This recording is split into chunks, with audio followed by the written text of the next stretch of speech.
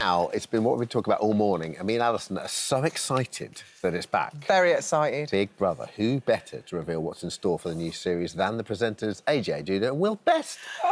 Congratulations. We are so happy for you both. Guys. Honestly. Incredible gig to get. Are you as excited as me and Dermot and everyone, like the whole nation, we're ready for this to come back on Sunday? No, genuinely, having even your seal of approval, I'm like, I'm sorry. Are you actually joking? No, I'm not actually joking. Alison, you're one of the best housemates of all time. Yeah. I only lasted 2 weeks. Drop the mic out. That's all you need. That's all you need. It doesn't take long to make an impact. That's the thing. And the nation hasn't let you go ever since. Yeah. Won't let me go, will it? No. Guys, what can you tell us about the new series? Like, do you know who the housemates are yet? No, we don't know anything. haven't been given- I mean, we do know some stuff. We don't know anything about the housemates. We've not met them. We don't know any names. We don't know what they look like. So you're going to find out when we find out? Yeah. Oh, But that's what it's going to be like for the whole thing. I mean, when you were working on it, you would have been discovering, because it's real time, isn't it? I tell you what, the most exciting point for me on Big Brother was the day of the opening, and about 2 hours before, I'd get before Little Brother went out before the main show, right? Yeah. And I'd get the video, literally video cassette, in, and I'd get the profiles of who was who, and it was so I cannot tell you. I was like, what are they going to be like? I cannot. It's so you never met them obviously before they went in, and chaperoned and so forth. Yeah. So you've no idea what the makeup is, what the age, what ethnicity. That's so exciting. You literally have zero idea. But, as you know, Big Brother is made by the housemates. Yeah. So, everyone's getting excited for the house and, what the diary room looks like and all of that. You've seen the house? But, We've seen the house. It's amazing. Is it amazing? I tell you what, the word premium springs to mind. It's elevated, like it just feels, it's new. Do you know what I mean? We've and got it's some fresh. pictures of it Have you? here. Look, this is exclusive pictures here. Oh. Will, look at this. I will There we go go. in. There's a hot tub. We've got a hot tub. And we just saw Anthony. We just see Anthony, and now there's a lot of plants, so there's a lot of oxygen in there. Yeah, that's exactly, very important. It's not totally sealed. It's sealed from the outside world, but there is fresh air. Because it's in a different location, isn't it, for the old? It's a Yeah, different yeah. location. Because I was doing the chase and in Elstree, and I went up. I was like, I can't wait to see the old Big Brother. Oh, it's not there anymore. Yeah, it's gone. And now the studio where I'm doing the chase is on top of it. Do you know what I mean? Yeah, it's really interesting. Yeah. How'd you get the jobs? Tell us about what happened. Classic. Many years of hard grind, I'd say. Yeah. But it's true. Do you know what? You both have worked really hard. You've both been friends, and you deserve this. Like, own it. Do you know? Own your space, because honestly, I'm so proud of you both, and especially you, AJ, because obviously I've followed your career throughout. When we found out that you was doing it, I was like, oh my gosh, I couldn't breathe. Oh, and how did you keep it secret? very well, actually. I know, you'd be surprised, but I'm actually really good at keeping secrets. It shocks everyone. That is true. It shocks everyone. They're like, well, your gob. And I'm like, yeah. I'm actually My good. lips No, but it was a are serious secret. And did you find it easy, Will? No, I find it incredibly hard. I made the mistake of telling my mum and then had months of she's going to tell everyone. She's definitely going to tell her hairdresser. That's going to, Bill didn't even tell me, and I knew that we were doing it together. I sent her a message, but when I found out, but it was a bit cryptic apparently. She was like, "You can tell me." What did you say? I can't remember. Just like, Do you have a new job in the yeah, exactly. Yeah. Kiss. Ended with "You decide." That was the It was so good, and like you said, Alison, I've worked so hard. We both worked so hard, and so to be on this journey, working on an iconic show with so much amazing history, that's been important to so many people. Definitely. And to do it alongside my mate, I'm like, oh my gosh, I feel like it's a proper pinch me moment. What was your? And this week has just been so exciting, even just meeting all the old I housemates. genuinely, I don't them. think I've ever been as starstruck. I'm not just saying this as meeting Anthony. I never in my life thought I would actually meet Anthony. That was one of my favourite series. You were 5 when he went in the Big Brother. Thank you. Yes, What's your favourite year? Looking back, and what are your favourite contestants? My favourite series was 3. Because Vintage. again, not It just was vintage. but that was the first. But I think everyone's going to have a different one, because that was the first series that I really engaged with and was obsessed with. That was the first one that I watched every episode. I would be up late watching the live, everything about that. Streaming happened around that time, didn't it? I was just completely obsessed. So that will always have a very special place. And aside from Alison, because obviously favourite housemate. Oh my gosh. I mean, now that I've seen Anthony, I think It's all come flooding back. All of his great moments. amazing. He never got nominated. He never, ever was up for nomination. The guy is a legend. What about your age?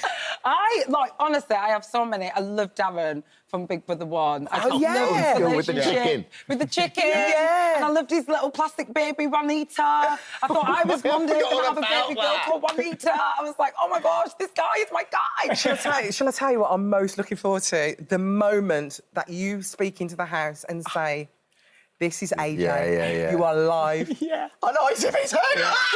Do not swear. Please do not swear, yeah. Please do not swear in this accent. Have you guys spoken to Emma and Davina? Oh, they've been so supportive. Legends, a pair of them, aren't they? Yeah, it's been amazing. Yeah, it's so amazing. Like I said, to be part of the show anyway is incredible. To be doing it alongside Will, even better. But to have their seal of approval and their well wishes and just everyone egging us on and willing us to do well, we're really special. So you've only got 30 seconds. What's going to happen? So Big Brother returns on Sunday 8. How's the show going to work? And so do you pick up and do you send them in, or how does? Yeah. So it's the same format as usual. They come in, they get out their cars, we send them in. Then we're going to see some stuff from inside the house, and then it's going to roll straight on to Late and Live, which is the reaction show, which is also you guys hosting that? Oh, It's just going to be amazing. Yeah, it is. And it's Sunday at 9 p.m. Oh, you've got your outfits. Can't wait to see that. Oh my gosh, just you wait. ITV1, ITVX and ITV2. Thank you. Good luck, the pair of you. Thank you, AJ.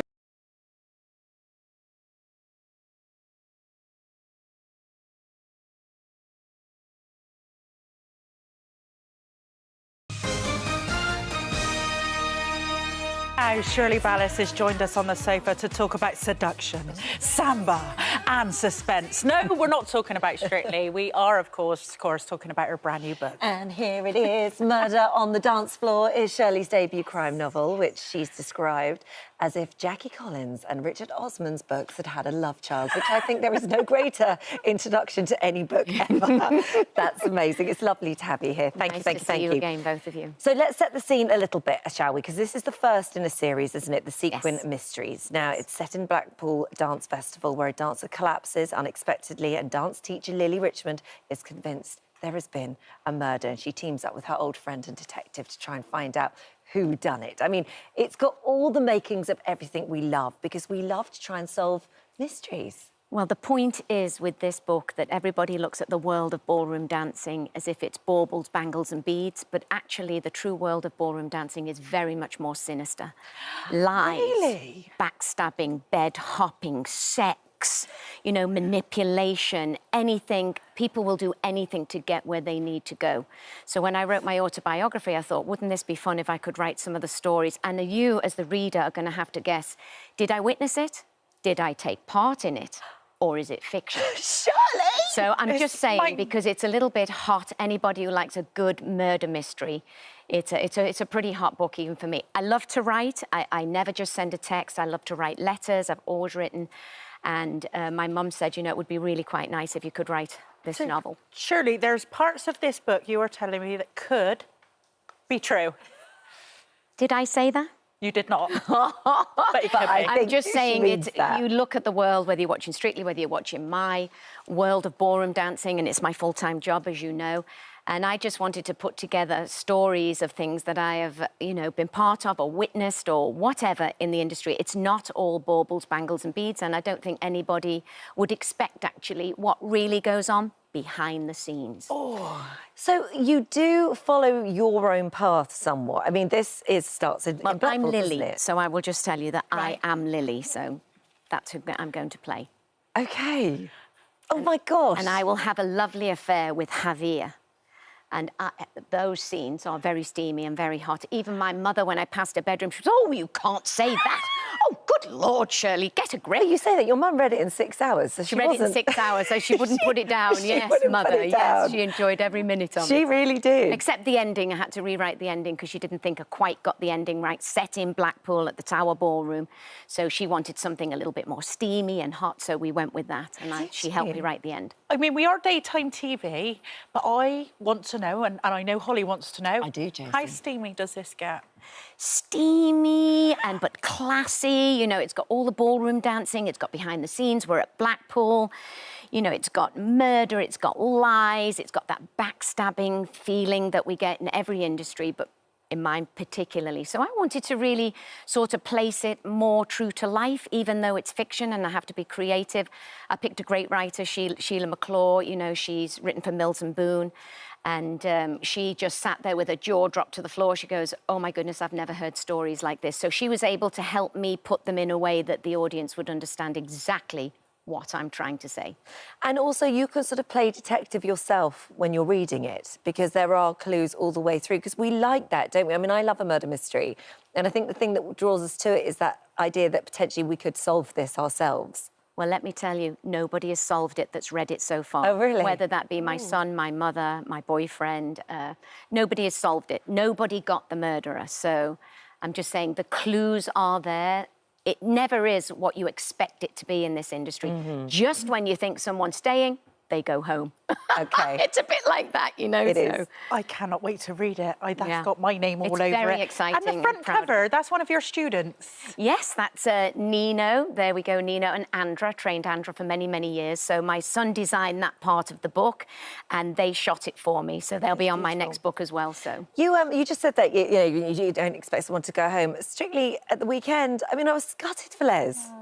I just so really sad. thought the public were going to get behind So did Les, but I. you see, once they go in the bottom two, then it becomes a little bit difficult. But this week's movie week, so don't miss out on watching movie week, because there are some real treats in store. The music, the costumes, the tan, everything else. One person making headlines is Angela. I mean, I cannot believe that lady, what an inspiration, what a role model, lifting her leg like that at 78. I hope I can do that at that age. Well, let me tell you, it inspired me. I did a shoot for a magazine some days later, and I thought, you know what, I'm going to get my legs out at 63. So I wore all short dresses. She inspired me to be all that you can be and not be frightened of who you are or what you are. So she is phenomenal. She's for just sure. amazing. But the whole cast is. This is going to be a very tricky year, and as I say every year to people, please vote, because I have to send somebody home, or the panel has to send somebody home. We don't want to, because it's fabulous this year. You are you're one of those judges that I think that people sort of hang on everything you say, because you can be technical, but I feel like that's what gets the results. They want to hear what you say so they can work on it. Well, constructive criticism is what I live my life by. Yeah. And I want to give them a few tips that will help them, and it does help them. And the professionals really listen. So sometimes maybe it can come across a little harsh. They know it's not meant to be. I want them to be all that they can be. You want the best.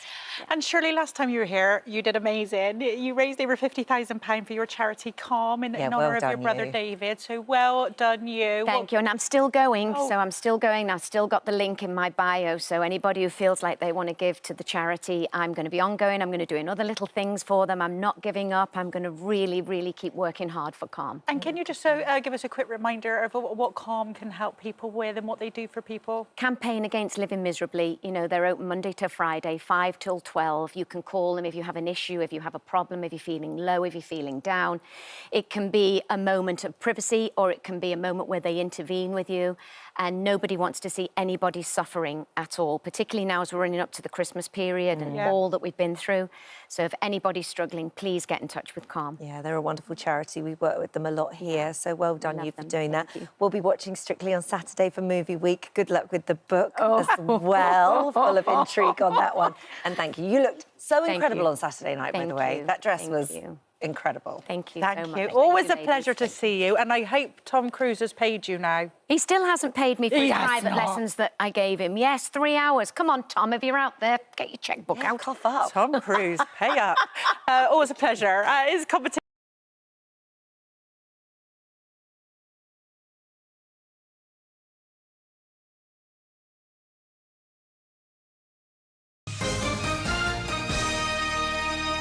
Here now, and we're very pleased to have you here today. Welcome, welcome.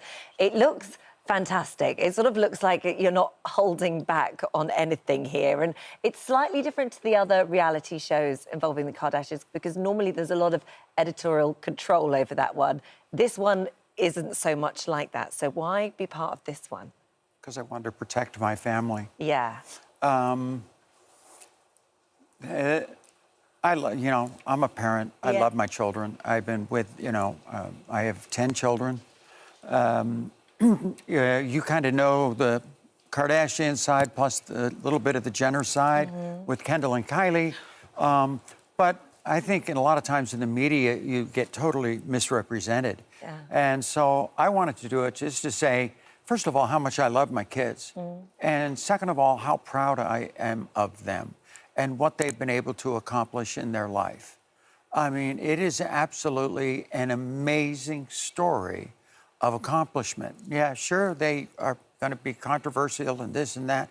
But, you know, just like that one thing, you know, I talk about Kim wanting to be a celebrity. She wanted to get into that world. And I told her, you know what? That's great. But you know what? Being in that world is a business. Yeah. And you have to treat it as a business. It's not just for your ego or this. And there is nobody who has treated it more like a business than Kimberly. Absolutely.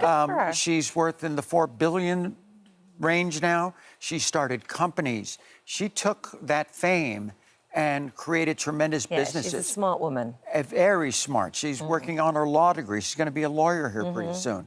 I mean, amazing, amazing person.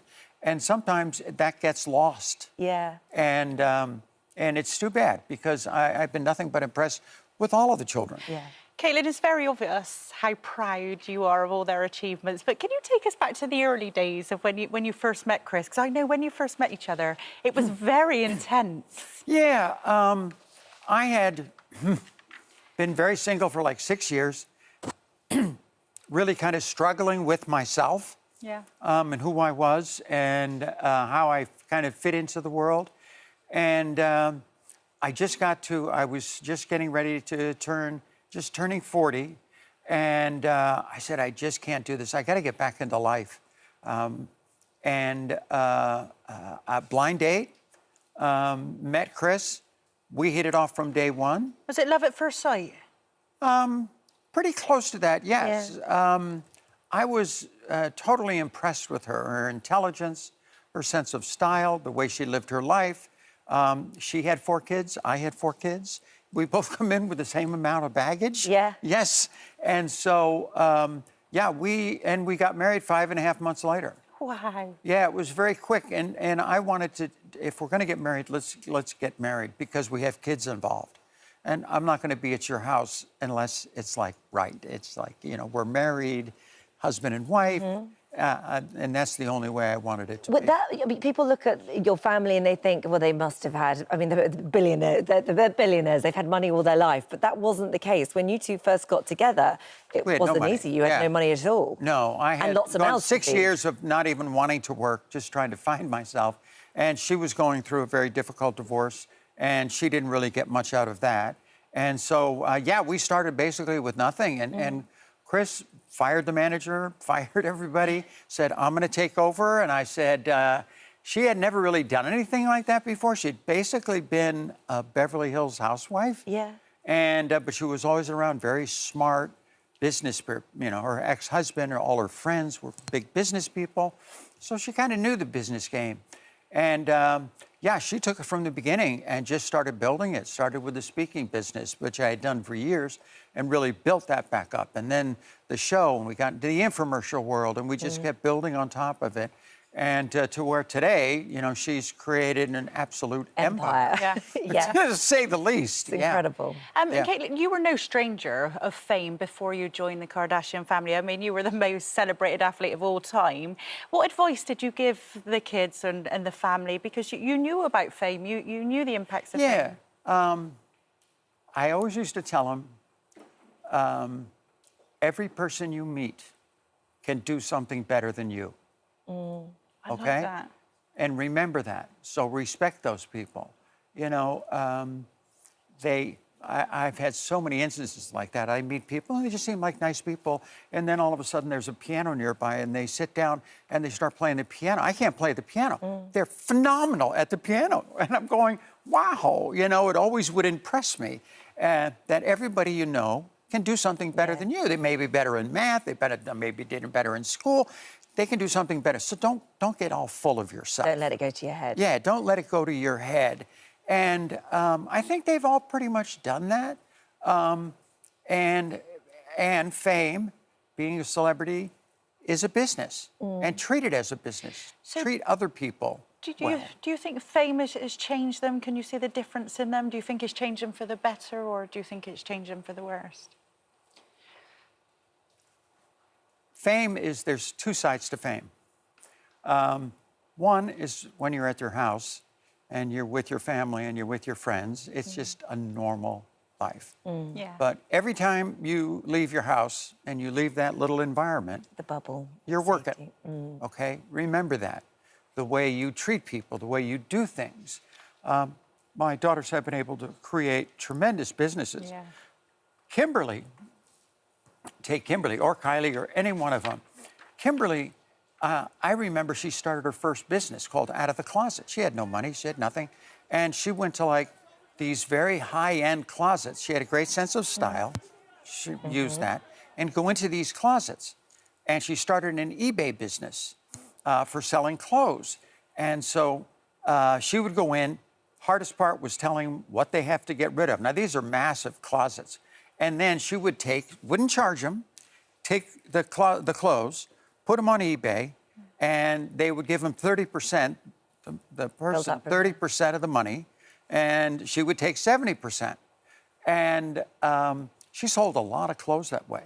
But that's where she started out. That's where she gets She had an apartment in the Valley, her first one. I helped her move in. And then she built up from there. Yeah, I mean, it was funny. Because you know how a parent, you always say, you know, turn off the lights. Come on, the whole house is all lit up and everything. When you leave a room, you can just shut off the lights, you know? Yeah. And I remember the first day she was there and we were moving her in, just me and Kimberly. We had a bunch of boxes and we're bringing them up. And we brought the first load up into the apartment. And then we were walking downstairs to get another load. And she says, oh, let me shut the lights off. It changes when it's your own house. I died laughing. Wait a second, I've been telling you to shut the lights off for years. Now you're paying for the lights, and so she's shutting it off while we walk downstairs to get more stuff to come back up again. I thought, that just shows you a woman that watches her money. That watches her money. Yeah. Can I ask you how you deal with the sort of negative side of things sometimes? Because, you know, you started this interview saying, I'm doing this documentary to protect my family. And, you know, and then you look in the press and there's stories that saying that actually Chris is really cross at you. She's furious that you're doing this documentary. Like, how do you deal with that side of stuff? Well, it's part of the game. Yeah. Unfortunately, in today's society, with the media, they're always looking for a spectacular.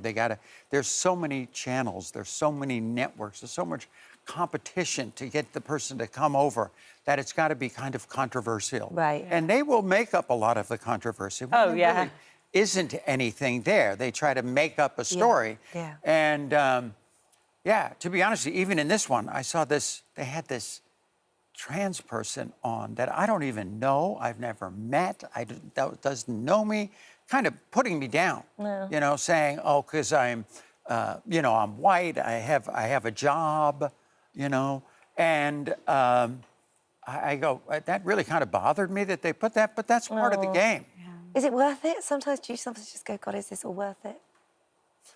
Is it worth it? Yes, I've lived a very, very, very good life. Yeah.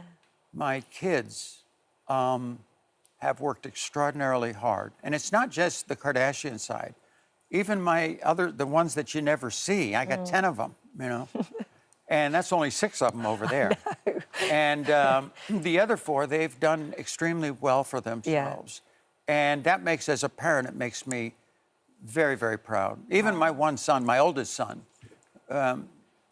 who has been extraordinarily successful in the dog business. Nobody knows that, you know? And yeah, he's been extraordinarily successful, built an enormous company.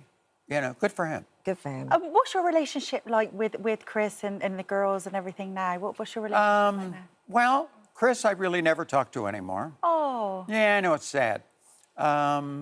If there's any communications, Sophia Hutchins is my manager, and she kind of runs the show, so she talks to him. The Kardashian sides, you know, when you have as many kids as I have, you're closer to some than you are to others, and it's kind of that way through there, through that side of the family. I certainly see him. We do this and that. I'm much closer to the Jenner side, you know. with Brandon and Brody and my son Bert, my daughter Casey. Yeah, Chris, I really don't have any more contact with her. Yeah, it's kind of sad. It is sad. Because we went through a lot. Yeah. And it's not because of, I don't feel, but there's just a lot there. So I just, kind of... Hopefully one day. Move on. That'll change. Yeah.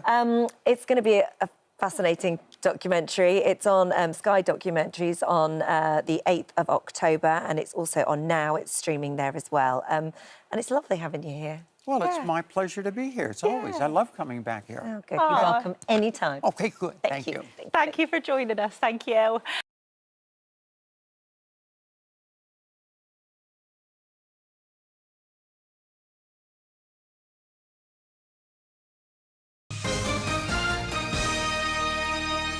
Honestly, I don't know how anyone signs up to do this show. I don't know how I've done it. Why would... I mean, it's not like it's series 1. We've seen this. We know what happens. Yeah. It's brutal. Why do it? Do you know what? I remember I've got some good friends that have done it before. Yeah. Jeff Frazier, Joey Essex, Fern McCann. Yeah. So I've watched them on the show, and it was like a show that I watched and I loved, but it was one that I thought... It was like, so I watch other shows, I thought, oh, maybe I could do that one day. But this was a show that I watched and I didn't even consider that potentially, that I just didn't think it would be a show that would ever be something that I could take part in, do you know what I mean? But I loved the show, I was a fan of it. And you did it? Yeah, I did it. You did it? I don't know how. Arj, do you know what I know about you? You've been so open and honest about your struggles, and I think everybody's got their thing, but you've put it out there, and it's really helped a lot of people. But did that convince you to join the show? With the struggles that you've gone through. Yeah, do you know what it was? I think a year. If I was to say, for example, a year before I took part in the show, I wouldn't have even been close to passing a medical to even do the show. Like a year before I did the show, I was weighing 27 stone, couldn't tie my own shoelaces. I've watched the show, but I wouldn't even dream of being able to take part in it. And a year later, I was able to pass a medical and give it a go. So to me, that was a win in itself. You'd already come so far. Exactly, you'd already come so far without even stepping foot onto the show. So it's amazing, really. Obviously, it's not just your journey in there. You're with other celebs as well. You never know who you're going to get until the day you get there. You had Gareth Gates, you had Jermaine Pennant, you had Gareth Thomas, lots of people, Matt Hancock, which I think was a bit of a surprise for many people. What was it like with everyone? Yeah, it was fine. I mean... I think there is a WhatsApp group, and they all seem to have formed a good bond and stuff since the show. I mean, I think I might have got on their nerves a little bit because whenever I put a message into the WhatsApp group, no one ever replies, and I think they all meet. I think they all meet up with each other and stuff like that. You don't get invited. No, the thing is, what did you do? Well, unfortunately, I was one of the people that would turn up and I would not have my water bottle full. Which would then cause other people to have to do burpees and press-ups, and I would sometimes come without my belt and the bag wasn't weighing a certain weight, and I think I drove people a bit mad. Do you think they're still holding a grudge then Arj? Because you're not getting invited out with them. Potentially. But no, it was a great experience. Actually, Matt... I actually slept next to Matt and What was that experience like? Yeah, Not many could say that. I mean, yeah, it was... I think I had to take everyone for kind of face value, and I give everyone an opportunity to kind of get to know, and I was fine. I got on quite well with Matt. Well, he seems to face any challenge, doesn't he? We saw this in the other jungle and in this one. He seems to go for it. I've got to say he really took it seriously. He gave it 110%. Yeah. And yeah, he couldn't have tried any harder, to be honest, and he did do very, very well. Oh, good for him. Now, there was a lot of sports stars in the SAS, and their mentality is totally different. I remember doing the jump, and they think differently. They have got a way of doing things that I think a normal person wouldn't understand. Was that quite daunting for you? Yeah, when I went in there, I remember there was quite a few sports stars and Olympians and athletes, and I thought, and my biggest fear out of everything was being left behind and being at the back, because even though when I took part, I'd pretty much got all my weight off, I still didn't feel very fit and strong, and I didn't know whether the show had potentially come a little bit too soon for me, but I just wanted to go for it. But, I mean, I can't give too much away because we've still got a few weeks left, but a lot of the Olympians and the athletes, I actually went further than... Did you? Yeah, but I can't say too much. OK, I did well. I did good. Do you think that's because, you know, there's obviously physical strength, but there's mental strength, which is also a massive part of a show like this, and actually you've had to dig deep many, many times before. Yeah, definitely. In a way. So I feel like actually that's kind of a strength that you have. I think when I took part in the show, at that moment in my life, I kind of felt that, I was in a good place and I felt confident about myself and strong mentally. I'd been through a lot, so I felt like it was a good time for me. I mean, maybe if I was to take part in it a year later, I would have even done even better, but I'm glad that I did it. Arj, who did you grow close to in the show? And was there anybody that surprised you? Oh, No, I didn't. No. Don't get me wrong. Seva's great. Seva, the one he drops me the odd message. Obviously, Amber. Can someone please text Arj back? Amber, I knew from Towie previously. She done very well. I tell you who was lovely to me, and that one person. No, I tell you who was lovely to me, and she was a motherly figure, and I think she will prove. I think she'll show a really different side to her and prove a lot of people. Wrong is Danielle Lloyd, actually. Oh, right, okay. She really surprised me, to be honest. She done incredible. And Gareth Gates, what a lovely fella he is. Nice man. Yeah, Gareth Gates is great. Me and him got on really well, bonded over, talking about singing gigs and music and stuff. Well, how is that all going? Really good. You do seem like, you know, we just showed that picture of you a year ago, just a completely different person, and we know the music has always been a passion, and you're doing lots of that. I mean, that's going well. Yeah, I love being a full-time wedding singer. I've got my own function party band, so we've been doing gigs up and down the country. I've been doing it, you know, in Ibiza, Mallorca, Marbella, Portugal. So I'm finally doing what I've always wanted to do. Don't get me wrong, I've had great times and experiences doing television and you know, reality TV and different shows like this. But as much as I've had a good time and it's given me amazing opportunities, it wasn't really... I never dreamed of being a reality TV star and influencer. I always wanted to be a wedding singer, and I'm finally doing your dream. Yeah. Arj, quickly, what's next for you? What's next for me? Peter Pan. Peter Pan. I'm going to be flying. I can't believe. Usually, I play silly roles like Sergeant Argent or things like that. But I'm actually playing the lead Peter Pan in the King's Theatre in Portsmouth. I've got a gig in Mallorca, Palma Nova this Sunday. So yeah, well, Celebrity SAS Who Dares Win, Sunday 9 p.m. on Channel 4. Lovely to see you, the loose women.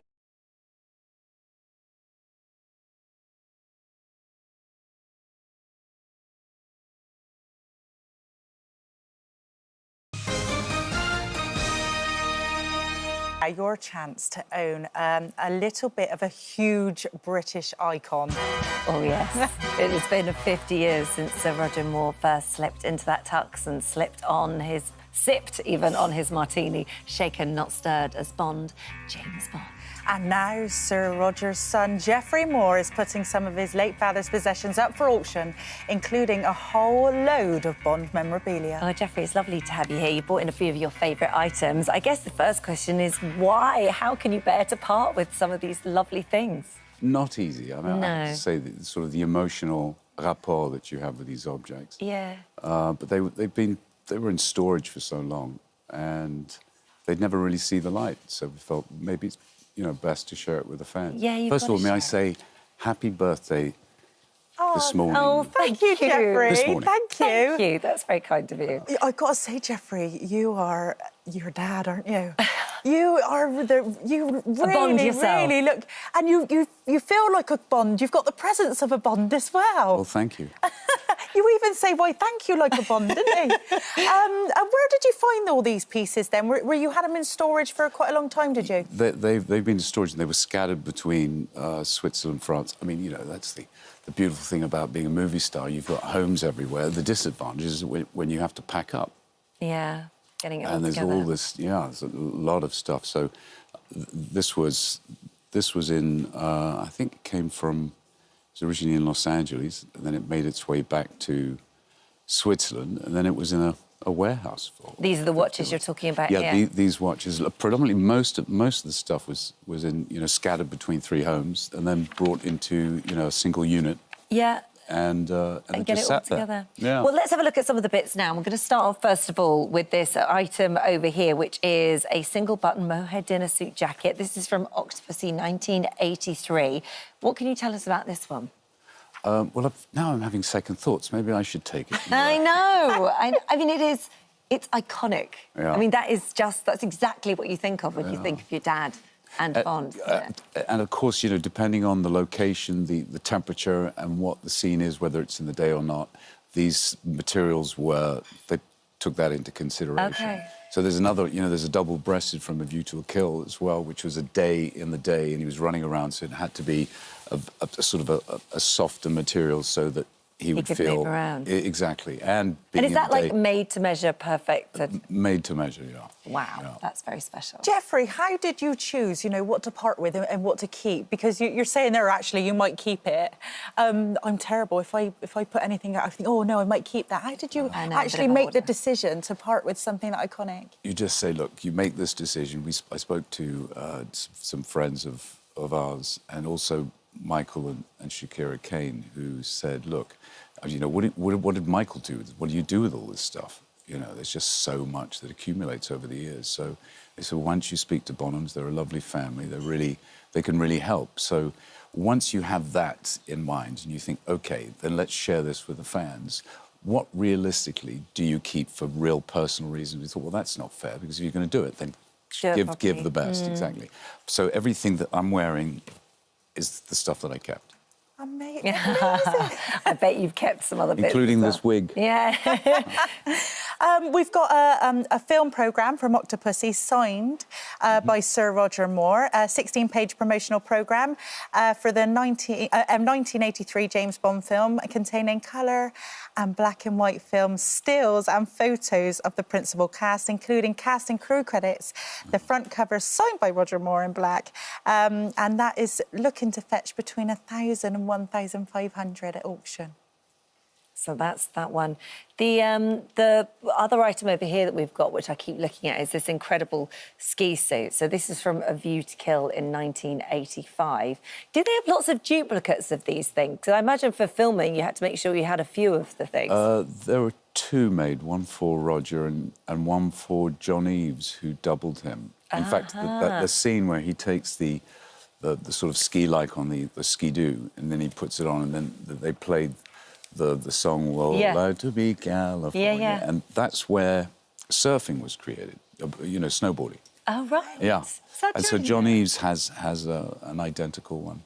So that, just looking at the price of that, that's sort of estimated bidding, and of course it's not guaranteed to go between £15,000 and £25,000. That is an expensive ski suit. Yeah. And this is what I just cannot stop looking at. So a collection of 20 007 wristwatches with a presentation case dedicated to Roger to commemorate the 40th anniversary of the James Bond film. The 007 embossed leather-attached case with interior plaque engraved the Swatch James Bond collection from Mr. Roger Moore, with plaques identifying the corresponding film for each of the 20 James Bond films. Was it hard to let go of these? I mean, they look absolutely spectacular. I have to say, it was. But once again, you have to sort of remain impartial and say, look, if we're going to do this, then do it. There's no point just giving 2 or 3 items.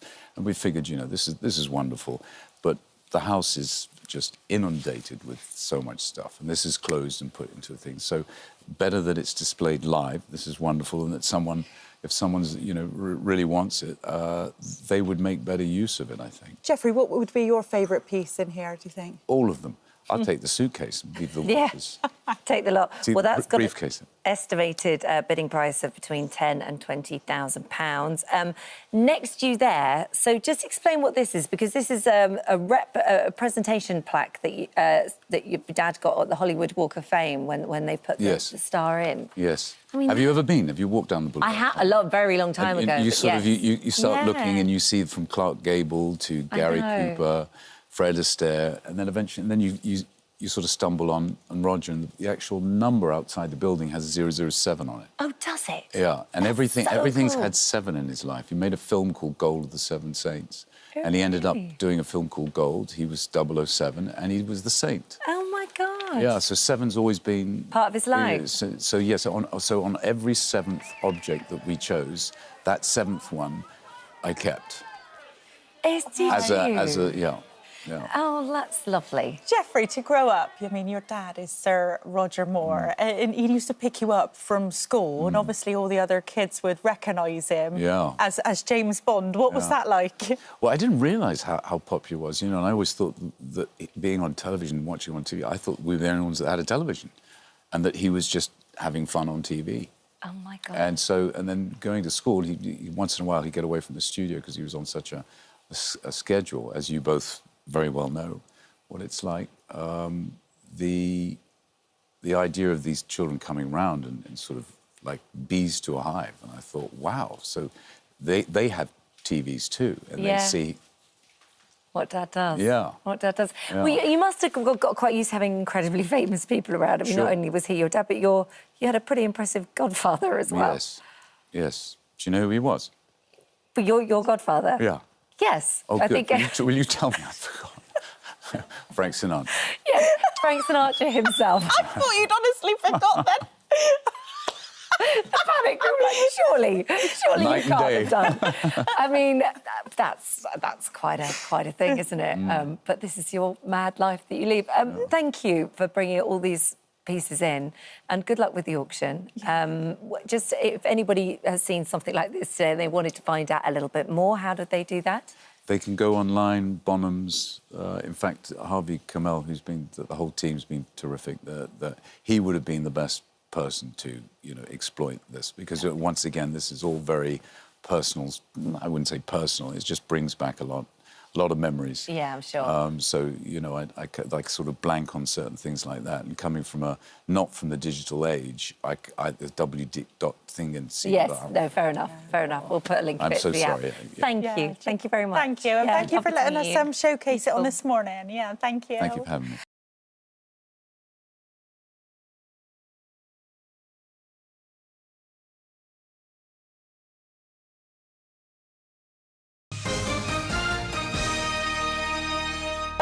Brilliant. Mrs. O joins us now. Hiya, Sharon. Good morning. It's so lovely to have you on the show. Nice to see you. This must be nice, having a reunion, you two. I just was watching you both, having the longest hug. I was so jealous. Well, Sharon, let me tell you, before we start, Sharon, and I don't want to embarrass you, but when I first started on X Factor, it was 2007, I was so green. I've been doing Big Brother, but X Factor was like, huge deal. It was huge. And I start on my first day, it's at the Arsenal Stadium, it's like, absolutely, like, really full on. And the judges are just, everything happens so quickly and people keep getting sacked all the time. So I was like, how am I going to survive this? And this one was just like, honestly, she was like a second mum to me. She just properly welcomed me in, arm around the shoulder, and I'll never thank you. Like, what you did for me on that show is immeasurable, so thank you, Sharon. Oh, please. You were just such a joy to work with. We had a good time. And then, as we got on, like, we got to know each other, and then as the years got on, then we just had fun. Like, we had a lot. Every Saturday night was our dinners. For dinner. He's a bit naughty, isn't he? Yeah. But great at choosing restaurants. Yes. Always the really best. Good at that. Really good. Thank you, Sharon. Well, you probably won't remember when you first met me, because I was doing a behind-the-scenes on X Factor, and they said, right, Alison, you're going to do an audition. Yeah. And I said, well, let the judges know that it's a joke and I'm not really auditioning. They went, no, we're not going to tell them. No. Here's what happened. I've never been so nervous in my life. This is the first time we met. Have a look at this. Oh, God. Oh, God, I've got better things to do with my time. Mustang selling now, baby. This is just a wind-up. Well, you better slow. Alison. Right, Louis, yes or no? No. You being serious, Louis? Sharon. 100%. No, Alison. Thank you, Alison. No. Guys, you wouldn't know talent if it slaps you in the face. But excuse me, who is this lady? Who is this lady? Who is this lady? Oh, you're such a baby! That was so... you can see the nerves on my face because it turned into something real. They were, really, debating whether I was going to go through. I was like, really critiquing I'm just doing a behind-the-scenes. This is not real. So have you seen each other since then?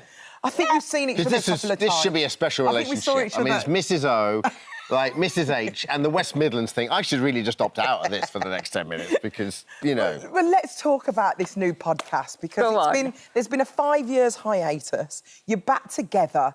There's no holds barred, if we're honest with you. And it must be so lovely because you can control this. No one else is controlling it. You're producing. I know Jack takes a lot on. Yeah. But you have the control over this, don't you? Yeah. And it's just, it gives you that freedom, you know. And what I can fire myself now. So it's great. I don't have to wait for somebody to do it. Yeah, exactly. It's fine. But it's also nice to have the family back together. It must be a lovely opportunity that we're all together in one room. It must be so lovely. It's comfortable. It's family. You know? And I guess, Sharon, as well, it's evolved because obviously you're not talking about the same stuff and you're not living as a mother and a grandmother. Your life has evolved from the Osbornes back then. Yeah. And you're talking about different issues, different stages of your life. That must be nice. Yeah, and it's like, you know, I'm on my last chapter, really, and so it's like... I just look at my kids and I'm like, you've got no idea, kids. You know what I'm saying? What's waiting around the corner for you two? And it's, you're kind of like calmer. Yeah. And you just like, now it's like, I just like to like study people. I look at them and I'm like, yeah, what are you all about? And you? Yeah. And I do the same with the kids. Yeah. And what do you make of your kids? When you look at them, what do you think? Are you proud? I know you're proud of them, and I know you're a grandmother now. But what do you actually think of them? Do you look up to them? Do you see them as... Yeah, I do. I look up to them, and you know, it's look at them.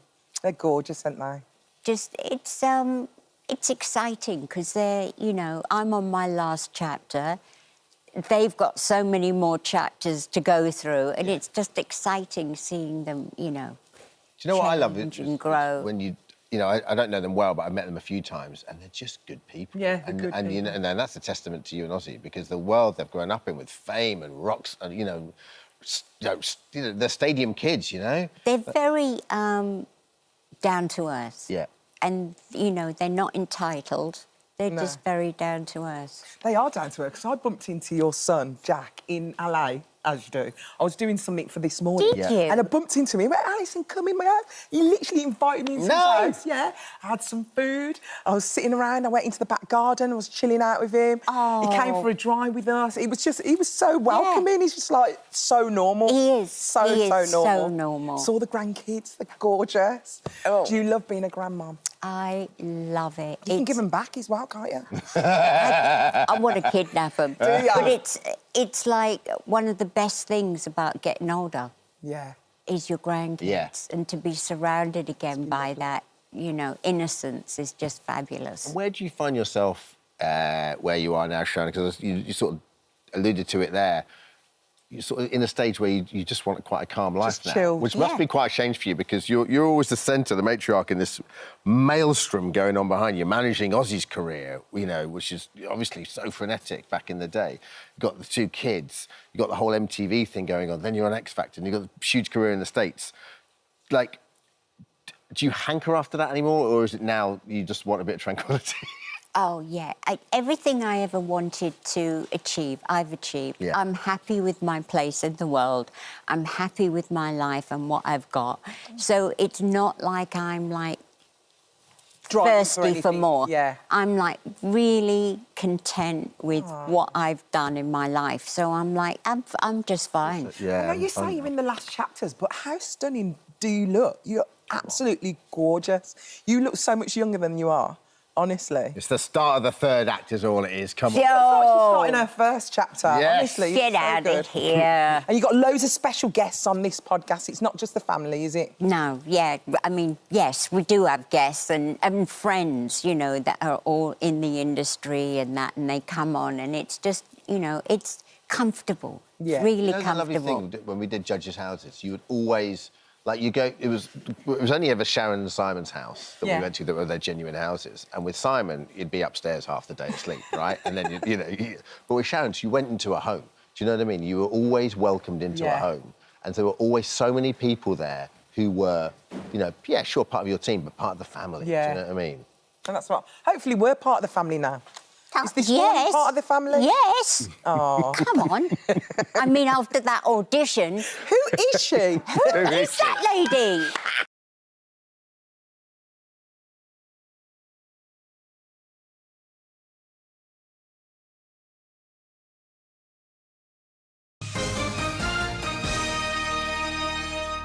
Josie, do carry on. Now,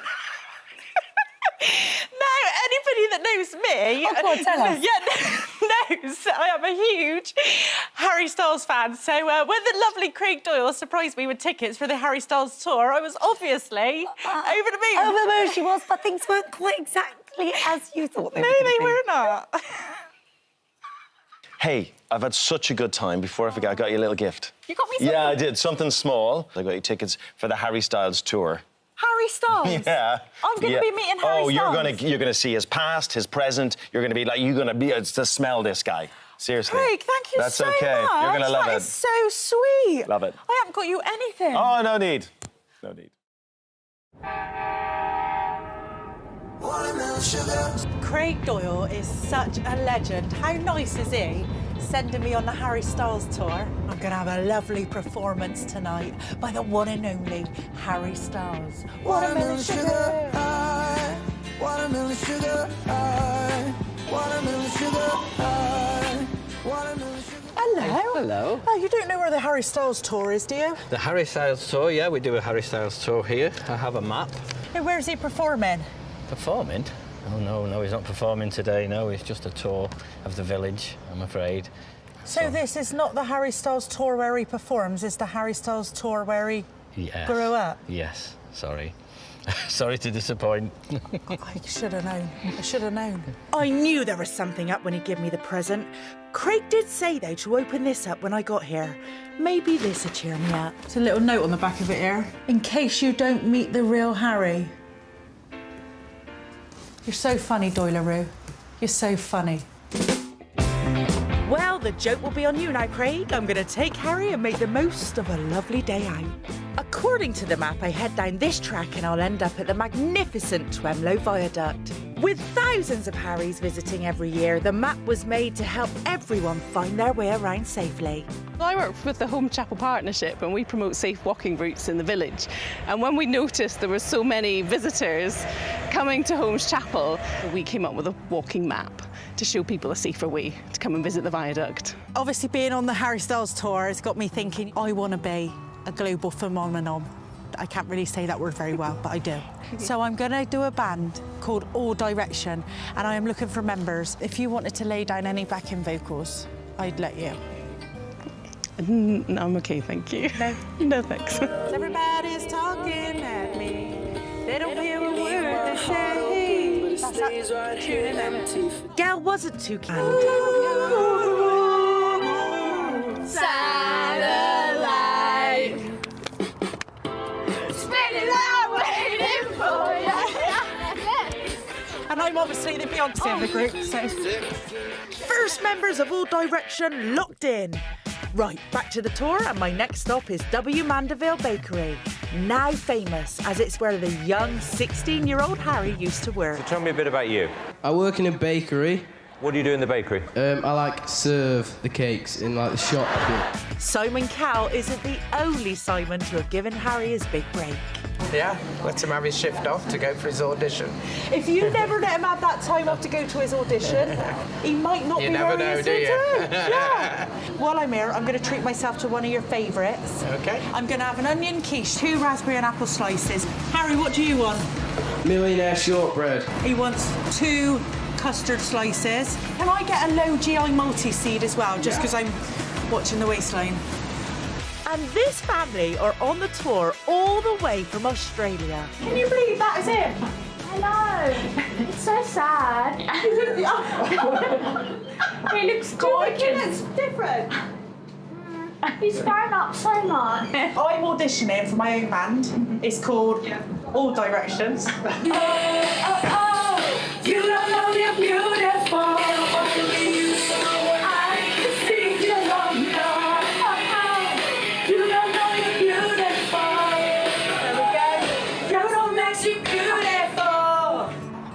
Directions is taking some real shape now, and I've only just stepped out of the bakery when I meet the lovely Jack, who remembers Harry from back in the day. Harry used to be a Saturday boy, and many times he's just been in the shop, and I go for my bread, and before he was ever known, of course. So you recognise this man? Well, of course I do. Do you like his music?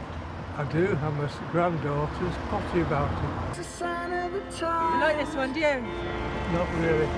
Welcome to the final show. Hope you're wearing your best clothes. I don't know the words. No, I don't know the words either, don't worry. I reckon. Now, Har, it's the end of the line between me and you. I ain't got enough time for the friends I've already got. Have a nice day. See you later.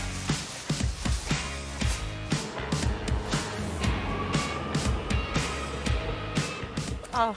Do you know what? You left that at the train station and they've kept it as a souvenir. It is still there now. It's part of the official tour. Yeah, they're really expensive.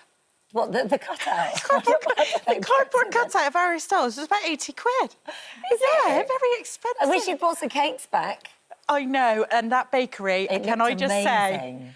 Gorgeous, Yeah, absolutely. really I tried the custard slices. I've tried these rhubarb apple things, which are beautiful. I tried So when you ordered a low GI... For the waistline. Watching the waistline holes. Oh, Josie.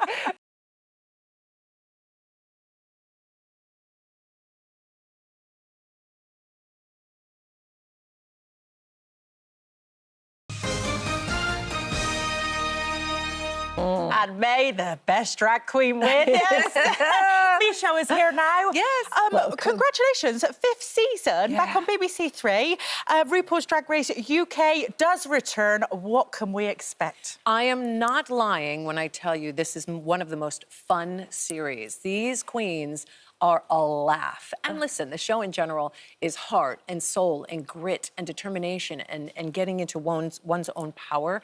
But this series, Series 5, just happens to be hysterical. Does it? As well, yeah. Oh, I can't wait. I mean, it's just pure joy, everything about it. Yes. And also what's so lovely as well is it's the friendship between you and RuPaul, which has been... I mean, you met in the 80s, didn't you? Yes, in New York. Holly, thank you for that. Yeah. But what I mean is, it's a lovely, lifelong friendship, isn't it? Late 80s, we met. You in the were clubs. too when you met. Thank of course. you, Holly. Yes, thank you for understanding. That's what I meant. I was in nursery when I met Rue. He was my teacher. Just kidding.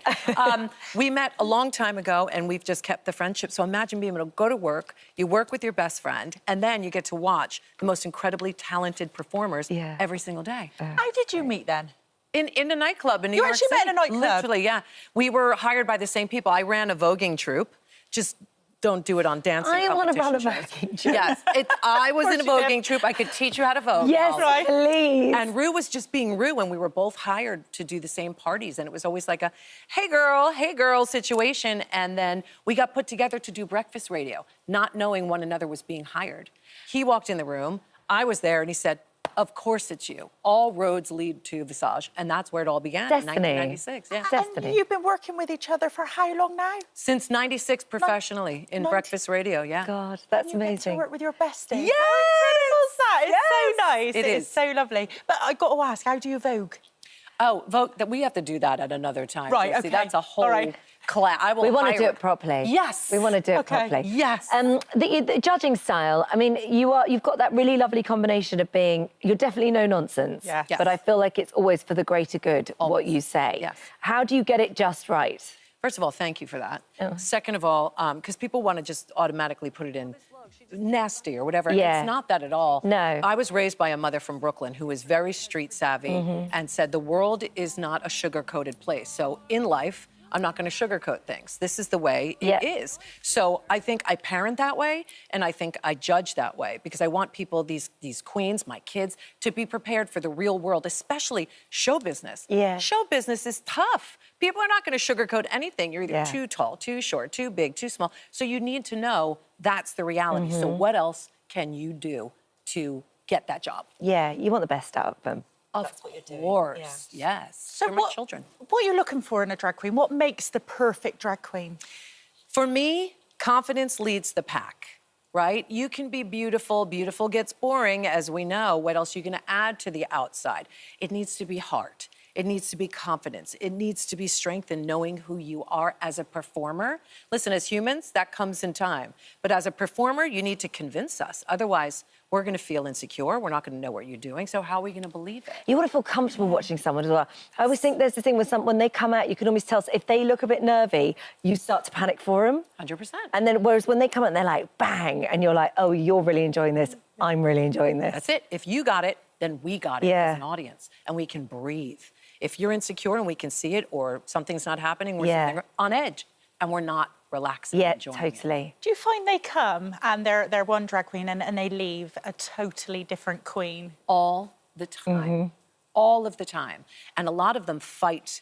They resist the critiques, or they say, I'm fine who I am. You don't need to tell me. And it's like, no, no, no. See, in life, we should, in a perfect world, be able to learn something new every day, even if it's something little, even something about vegan nachos. Something little every day, how good vegan cheese tastes. So good. You learn something new every day, and that's, for me, what competition reality shows, especially RuPaul's Drag Race UK, is all about. Learning how to become a better performer. So you've got, you always have guest judges. So you've got Joel Dommett and Carol Vorderman. Incredible. Carol Vorderman. I love Carol. It's going to be incredible. Is there anyone on your list where you go, one day they will be on the panel, on the lineup? Anybody that knows me knows that's going to be Madonna. I mean, yes. It'll always be Madonna for me. Even after we have her, it'll always be Madonna for me. Again. But I would love, for the UK series, Jennifer Saunders. We've had Joanna Lumley. We've had Dawn French. I met Jennifer. I begged her. She's down to do it, so we got to make that happen. She'd be amazing. That's got to happen. I think so. That's got Please make that happen. Now, you describe the drag community as family. Yes. Yeah. What makes it family? You're just so close-knit. I know Glam Fussell, and he runs these drag shows, and they are so close. What is it that makes you just so family together? Do you know what it is for me growing up? I was a kid who was bullied, not trying to bring the tone down, but I was a kid who never quite fit in. And I didn't know why. I was an adopted kid. I just couldn't find my place. And when I found the LGBTQIA+ community, it was the first time in my entire life, I was 17 years old, where I felt I could be myself authentically and was never judged. There was no cancel stuff. There was no, you can't sit with us. It was, you are welcome. Belonged. And we love you. So there is your family, blood family. There is I have my adoptive family. They are my family. And then there is your chosen family. And for me, that's the queer community. Yeah. Nice place to be. Yeah.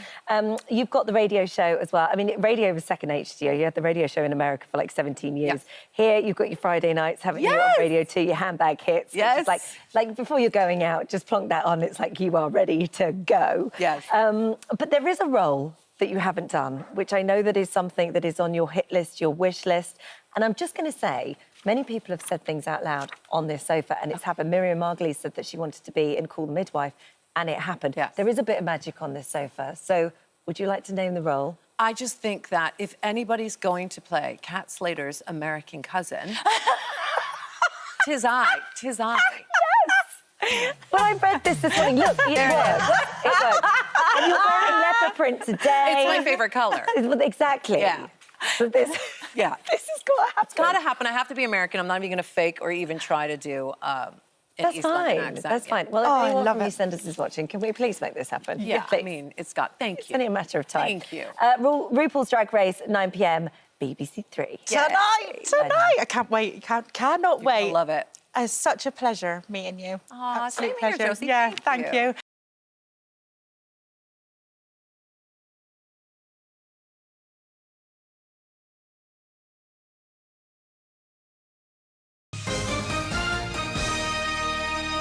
She's been on screen many, many times, and she's only just turning her phone off. No one called us out. Is that how you turn it off? Yeah. That's so not off.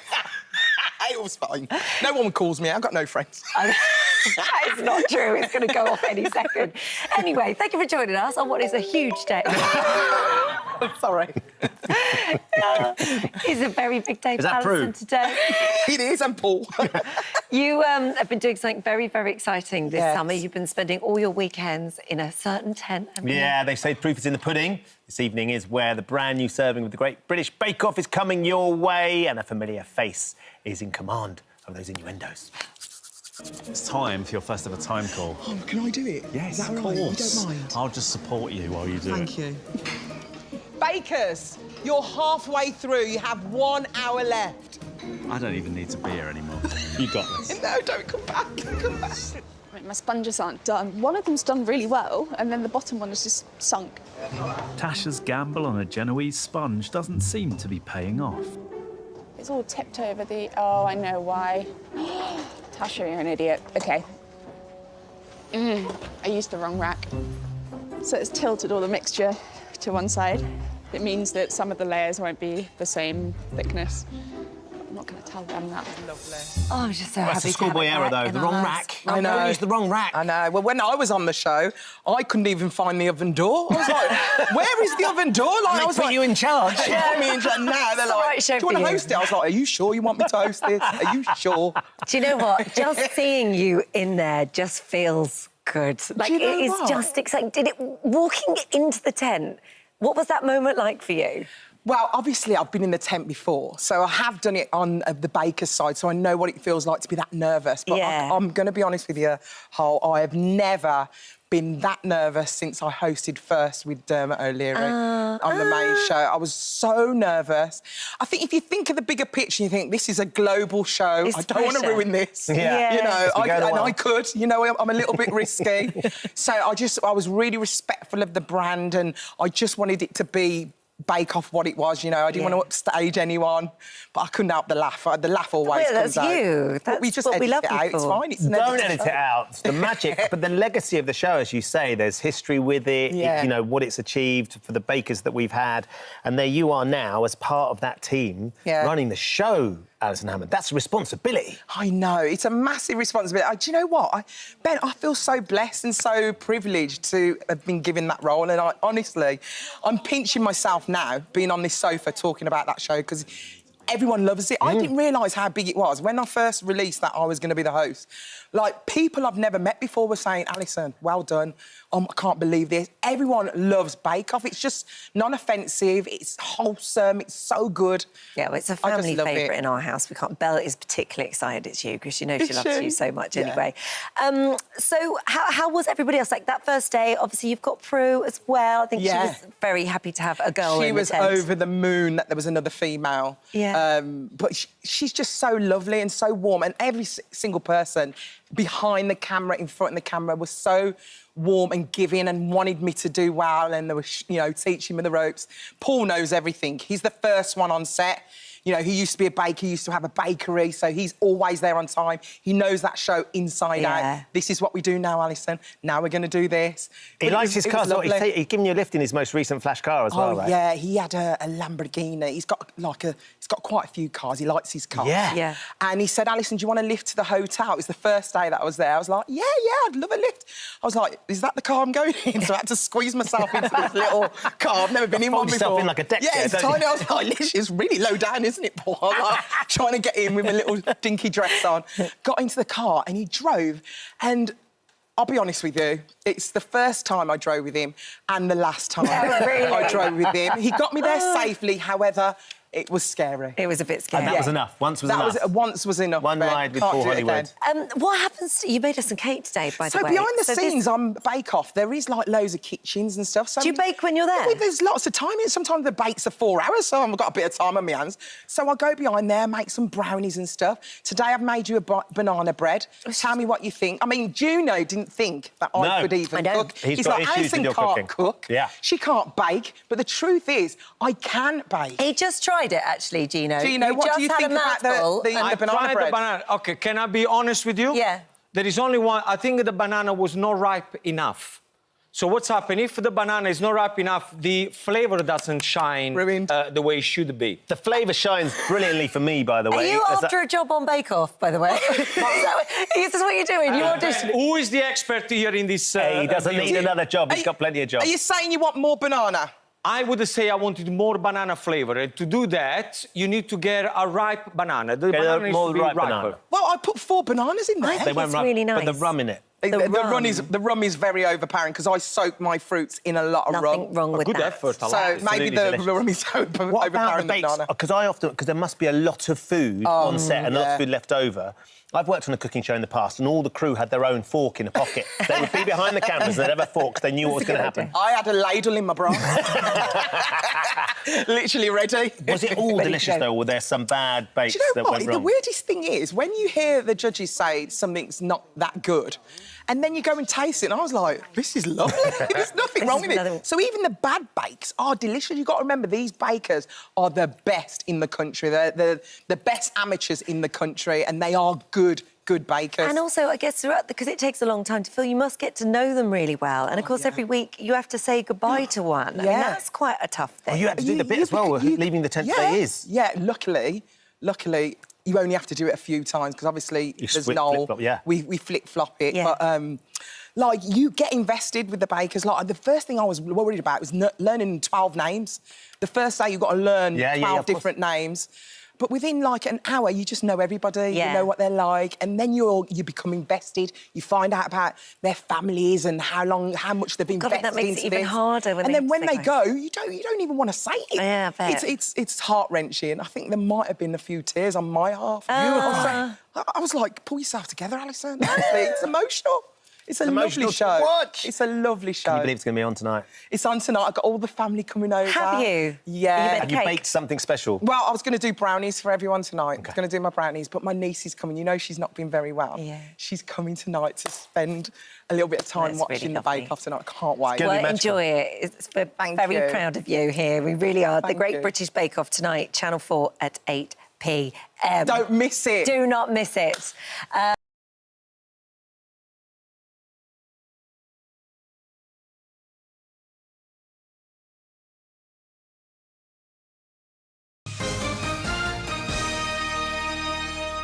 Graham joins us now. Can I just say, that Judi Dench interview you did, the most amazing thing happened to me that next morning, because you record it here. Yeah. And they gave Judi Dench my dressing room from GMB, right? What did she leave? Yeah, so I know. I didn't know. I went in the next morning for work, and there was a signed photo from Judi on my desk. She said, I've been in doing Graham Norton's show.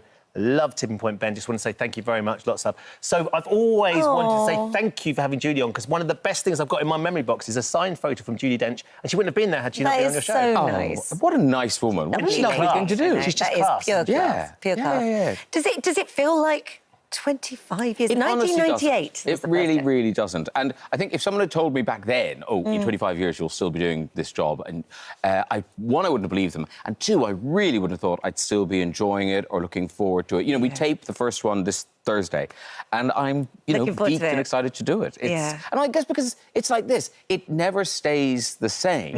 In that the guests are always different, the audience is different, so there's always something that'll keep you interested. What has changed, though? Because I was watching some old So Graham Norton shows, the original ones, and it's, that actually you took over from Eurotrash, didn't you? That was the thing. Yes. So it had to be a little bit more frisky and a little bit more daring. It was really out there. We were late night Channel 4, kind of post-pub entertainment, so it was we were fitting into that slot. And also, I was much younger. I was in my 30s then, now I'm in my 60s. So, I mean, God. So, running around the audience asking about their sex life is fine when you're 30. Yeah. It's a bit creepy if you're a 60-year-old man going up to young girls going, yeah. So it had to change. And I think one of the things that's helped in a way is that, I've grown up on telly. Yeah. That I've kind of stuck around for that length. So people have just got used to me being there. I always think one of the hardest things, I mean, you look at your sofa and, I mean, you don't get starstruck at all, but you could do, because it's incredible, the people that are sitting on there. Do you have to think about the combination? Who works well with who? Because that must be the hardest bit, I think. Well, on a good week, you think about it. Right. Because you've got time and you're like, well, will we have them or will we have them? On another week, it's just like, good luck, everyone. That's who's on the sofa. Okay. So it's a bit of both. But you try to kind of plan. And also, it's what it's like. If you've interviewed someone before, you kind of go, oh, they'll like to be next to a comic. Yeah. They'll like to be next to someone who's, that sort of thing. You know what kind of engages their brain. I think one of the things I love is when you're watching it and your guests get curious about the other guests. Yeah. And they also, and you can almost sit back and let them just have a conversation. That's when it's at its best, when the sofa starts talking to itself and I can just sit there and have a drink. Yeah, because it is interesting, isn't it, how, you know, some people are interested in other people and some big stars just sit there waiting to see themselves on the monitor, waiting for me to say their name, and then they kind of engage in the show again. But like who? I knew you were going to say that. You know he's not going to tell you. But like I nearly did. You nearly got me. No names. What's lovely as well is that people come back, and that's like always such a lovely sign that people really trust you and they're really having a good time. I mean, Kylie, I think, has been on 8 times. No, has she really? She has. David Mitchell 7 times. Because are they on? They're on this. They're on this week. We've got Kylie, David Mitchell. We've got Stephen Graham for that new show, Boiling Point. Have you seen that? Yes. Yes. I worked in restaurants. I found it quite triggering. I bet it was. I found it really stressful to watch it. Yeah. And Mawan Rizwan. Have you seen Juice? No, I haven't seen been watching. So good. I've started it. Yeah, it's really, really It's got good. Russell Tovey in as well, hasn't it? Yeah. I know, absolutely. Do you think, though, Graham, that comedy and the nature of comedy has changed so much over the 25 that you've been doing this? Have you found that you have to temper what you can do with some of those celebrities that come on? Like in the past, you may have poked a bit more fun at them and now you have to be a bit more careful. I think because of where we are in the world and the calibre of stars we get, you know, back in Channel 4 days, we would have people who hadn't been on telly for quite a long time. You know, people like with the mother from the Waltons on. Yeah. You know, great booking. She was Cagney and Lacey came on. You know, people I loved, and so you could have a laugh with them because you know they weren't worried about their demographic or their brand. And now, you know, we're dealing with big stars who are kind of at the top of their game. So you have to be a bit more careful with them, I think. And as for comedy, I think audiences tell you what's funny. The good thing is we've got a live audience. So you know pretty quickly. So, you know, there's stuff that we used to do that got laughs. If you did it now, it wouldn't get laughs. Yeah. And I think you were kind of led by them. Yeah, everything changes over time, doesn't it? Can we talk about Eurovision? Because you yes. look like you're having the best time. It's the first time you moved from the commentary box into the heart of the arena. I mean, you got emotional at one time. I mean, I think we all shed a tear when You'll Never Walk Alone, and just the crowd. And it was such a Eurovision moment when Never Walk Alone. That whole stadium singing it back. And that's what, you know, Eurovision is a silly song contest. It's nonsense. But it does have moments like that where you think, actually, it does bring people together in a kind of real way. It's a real magic. Talk about the rise and glory of Hannah Waddingham. I know. Oh, my goodness me. Obsessed with her. She's a future queen of England, this woman. It's incredible. There was nothing she can't do now. There was a few months there where it was, you opened your curtains, Hannah Waddingham was there. In a different dress. Yes. A spectacularly glamorous dress. The whole setup. You know, actually watching that joy and the friends that I was friends with Ryland that went up and were part of it and got to experience it, and friends that worked on it as well, the directors and the floor managers. Everyone worked on it. Yeah, Everyone worked on it. Anyone in telly in the UK was working on Eurovision. Just saying what an extraordinary experience it was. Yeah, and also what was great was Liverpool. Because Liverpool was the perfect size of city. It took over the whole city. The sun shone. It was, you know, I felt so sorry for Liverpool on the Sunday as I was leaving and they were like ripping down Eurovision banners. You just thought, what a come down for Liverpool. From there. So from Eurovision to Wheel of Fortune, you're bringing it back to ITV. Yes, we are. It'll be back in the new year. And have you recorded any yet? No, I haven't. And what I like about it is, because I don't know if you must have done game show pilots, and you're always halfway through a game show pilot, and somebody writes, "Oh, this will never work because of this thing we didn't think of."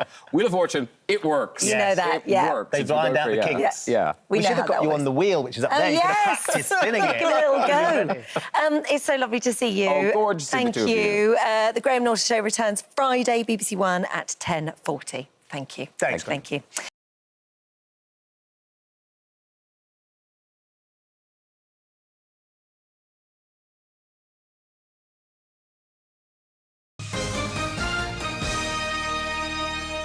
Right then, he is the world's most famous illusionist. Over the past 20 years, Derren Brown has wowed audiences time and time again with his jaw-dropping West End shows. But for his latest production, Unbelievable, Derren is stepping off stage and into the director's chair to create a magic show like no other. Yeah, and with early reviews suggesting that the show certainly lives up to its name, we're delighted that Derren is here to tell us more.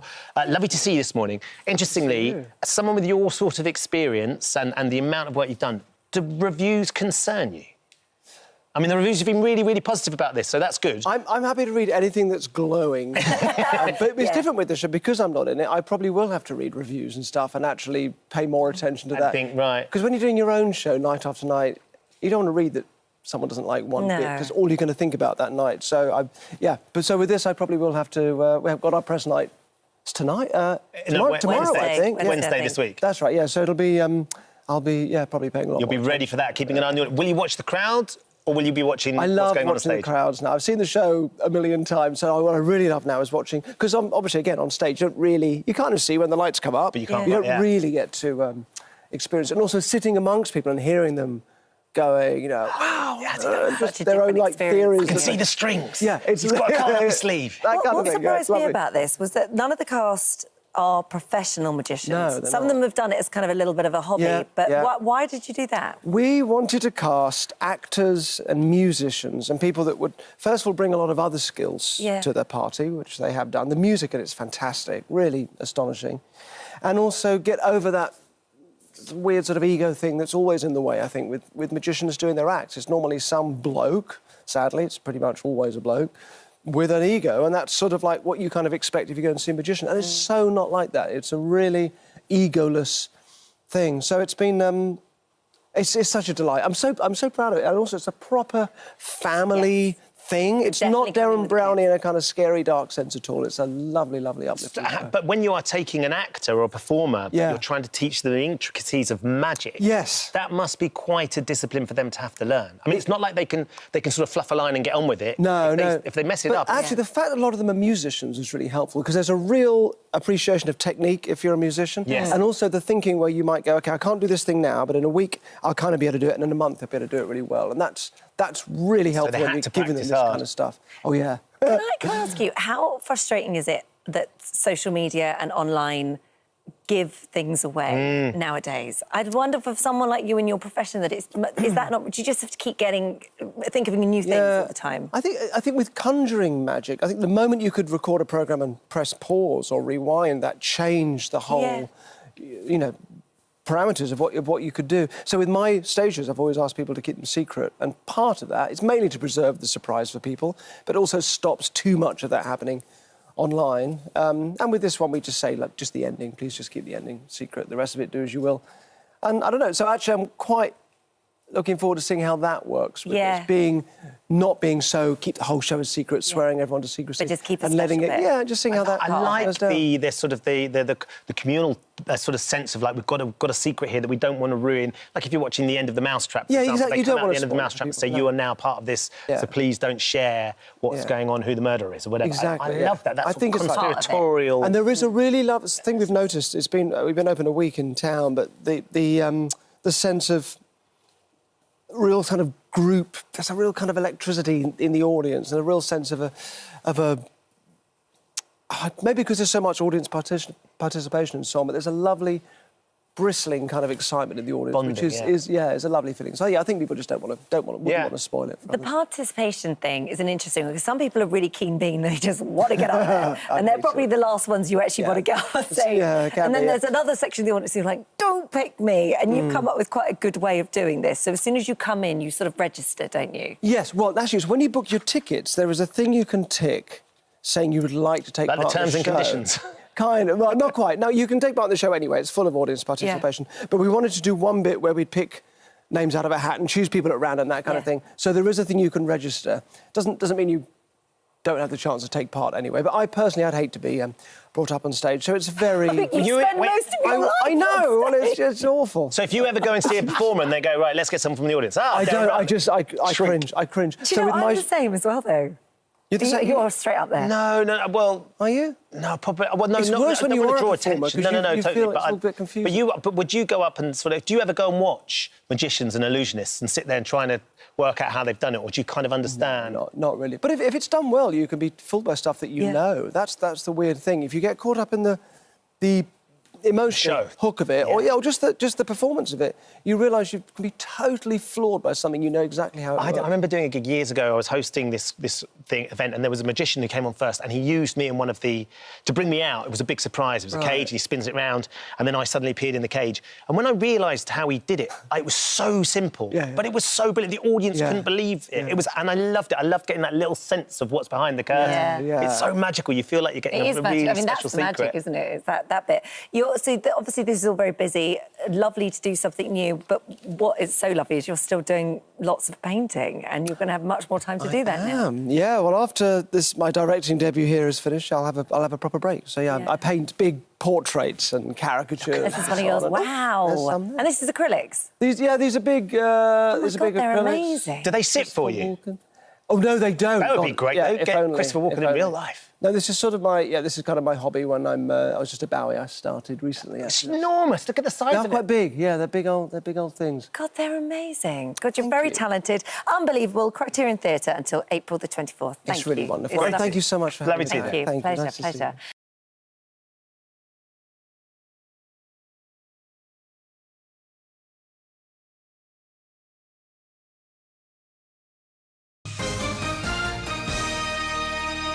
He is a natural. Bobby Fraser is here with Diane. So you just said that was the time of your life. Yeah, the launch show was probably loved it. some of the most fun I think I've ever had. Why? That's it, we're peaked. That's it, you can retire now.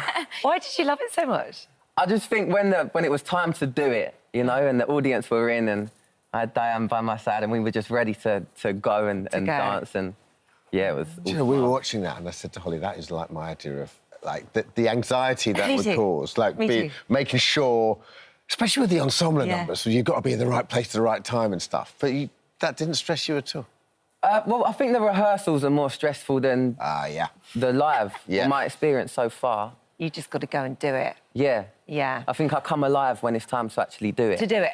But also, what's in your favour and goes against you as well, is that you've never watched the show. No. So maybe you feel OK with it because you don't realise how massive and huge that moment is. Most people have been watching it for years, grown up with it, finally they're there, and it's just like, you know, it's huge. Yeah. I'm excited to experience... My first ever experience of Strictly is on Strictly. You know? I feel like in this week you know a lot about Strictly already, though. But it's going to be really hard work. Exactly. Is that what, like, that first day of practice? Like, what is that learning curve like when you first start with Dan and you're in the studio and you got leg warmers on and you're like, OK, this is real now? Well, it feels like it's not like that, that's for sure. It's like that, isn't it? It's definitely like that. With you, it's like that. Yeah. So Dan, I mean, he doesn't even know the dances, the style of the dances. Well, actually, I do now. Well, he knows the dance we're doing at the moment. But, yeah, every single time I mention a dance, he's like, I've never heard of it, which is actually quite exciting for me because I know that I'm teaching him from scratch. So at the end of it, no bad habits. And by the end of it, I'm like, yeah, I taught him how to do that. Also, that's pretty cool. That's great because, you know, we all know Bobby's, you know, he's a natural... He's got it, right? He's got it, for sure. But at the same time, it's a blank canvas. Yeah. And he's got no ego. So you can sit down and properly go through it with him. And that must be, as a teacher, that must be really exciting. Yeah, I really, really love it. And we say progression, don't we? That's our favourite word, is progression. And every single day that he's come in, there has been progression. And that is the best feeling in the world. Yeah, we don't leave without progression. But, as I say, it's like... It's just a strange scattergun progression. Yeah. What was it like when they approached you? Did you think about it for long? Did you speak to your dad? You just, you know, I mean, you're doing so well on EastEnders. Was it worth a sabbatical? Do you know what I mean? Did you think about it, or did you instinctively go? I'm not sure what sabbatical means. But it means you're taking a bit of a break. Oh, yeah, but it was a no-brainer. It was yes straight away. I begged my boss a little bit to allow me to do it. Yeah. You're like, listen, boss, I've never seen this show, but we're going to give it a go. Yeah, I guess so, on the train.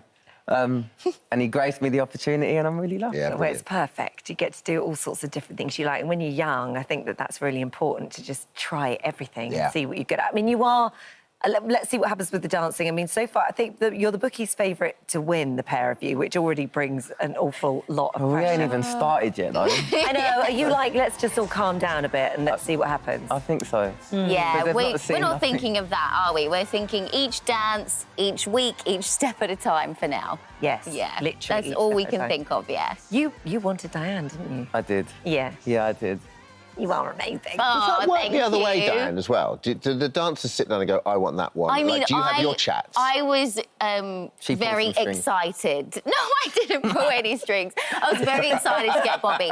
We do this thing where we sort of dance with everyone, and I smiled so much when I was with Bobby, just because you looked like you were enjoying it so much. And for me, that is like such a big thing. Yeah. When someone's enjoying the art that I have grown up doing, it brings me so much joy. So I was like, I really wanted Bobby. So this weekend, a big first live show. Are you allowed to tell us anything? Has anything been released? What can you tell us about it? I think it's either going to go really well or really badly. Okay. I think that too. Are you doing the style that you like? Because people either go into kind of Latin or they go into ballroom. I sound like I know what I'm talking about. I know, you're But, right. Do you you're have right. a preference? And are you doing the preference that you like? He only knows one style at the moment, because that's Okay. the style we've started with. But that particular style, I think, suits Bobby very, very well. Okay. And I think it's the opposite to what he thought he would be really Oh, good at. really? Yeah. So Oh, I that's reckon I can interesting. guess what it is then. Can I guess? Ooh, yeah, go on, guess. I think you're doing ballroom then this weekend. Oh, Because I possibly. reckon you would have thought you'd be drawn to the Latin. Yeah. The hips The and hips. Yeah. the thrusting. Well, you said that. Yeah, I'm glad we didn't. No, you said- Dan, can you tell when you start working with someone straight away as to whether they've got any kind of dancing prowess? Like, do you know what you can work with from quite early? Oh, yeah, 100%. And Bobby definitely has a natural groove to him. That's great. Which is perfect. He's got a good musical ear, which is, tick. He's got great charisma. He really has got everything. We just need to teach him the technique of dancing. What we love about the bubbler is that he is. You just look comfortable in your own skin. Do you know what I mean? Like when you won that NTA, you were just so gracious and effortless, and that was we had a little chat beforehand, didn't we? Yeah. Me, you, and your dad, and the loo, and drying our hands. Yeah, all drying our hands, and it was just. Like here, I don't know, you were a real class act there. Yeah, you really were. Thank you. No, I was just happy to be there. And what you said about your dad as well, it was lovely. I just got that lovely picture when everyone went up and I turned around, your dad was sat there, just hunched over like this, and he was the only person there because all of EastEnders had just won serial drama. I could just, the pride's extraordinary. Your dad, It's just your dad's a lovely man as well. Yeah. I mean, we've known him for a long time, but you He's can also see... a good mover. Is he a good mover? Is that where you get it from? He likes the, that's where you get it from. I say that, by the way, that, by the way, is a trick miss from Strictly, because for you, like, you and him on the same year would have been that would have been good. Yeah. It would have got hostile. I don't want to... Can he do the caterpillar, though? Because we know that's yours. Where do you think I've got the caterpillar? This is my dad's. Yeah. So this is it. This is the beginning of it all. Lots of hard work. You're going to focus on this. You're going to have to keep them in check. We know you don't like having breaks, or you don't like calling them breaks. You have to... Well, Diane doesn't like the word break, so I've called it a necessary digestive period. Because that's exactly what it is. That's exactly what it is. It's so necessary for my learning process. It actually makes a lot of sense. Bang, bang, bang, bang, bang. Yeah. You know? Well, now you can have a sabbatical from training. Now you know what that means. Yeah. You can throw that one in. Yeah. What are you eating when you've got the you bananas, you chocolate? What's keeping the energy up? Yes. All the time. Nice. Smooth. Yeah. Smooth one. And the cheap one. Smooth? Yeah, smooth. Smooth I in it. know. Oh, smooth is an I'm all for abomination. crunchy, but If you're not I've actually- crunchy, I'm out. I am, but he's not. But I've even bought special peanut butter to make his sandwiches. What? Yeah. You got the right partner. Yeah, there you go. Thanks, guys. I'll be watching on Saturday. I can't wait. I love Thank this you. show. Good luck. I will vote for you, and everyone equally has to vote neutral, of course. 6:15, BBC One on Saturday. Thank you. Thank you. Thank you.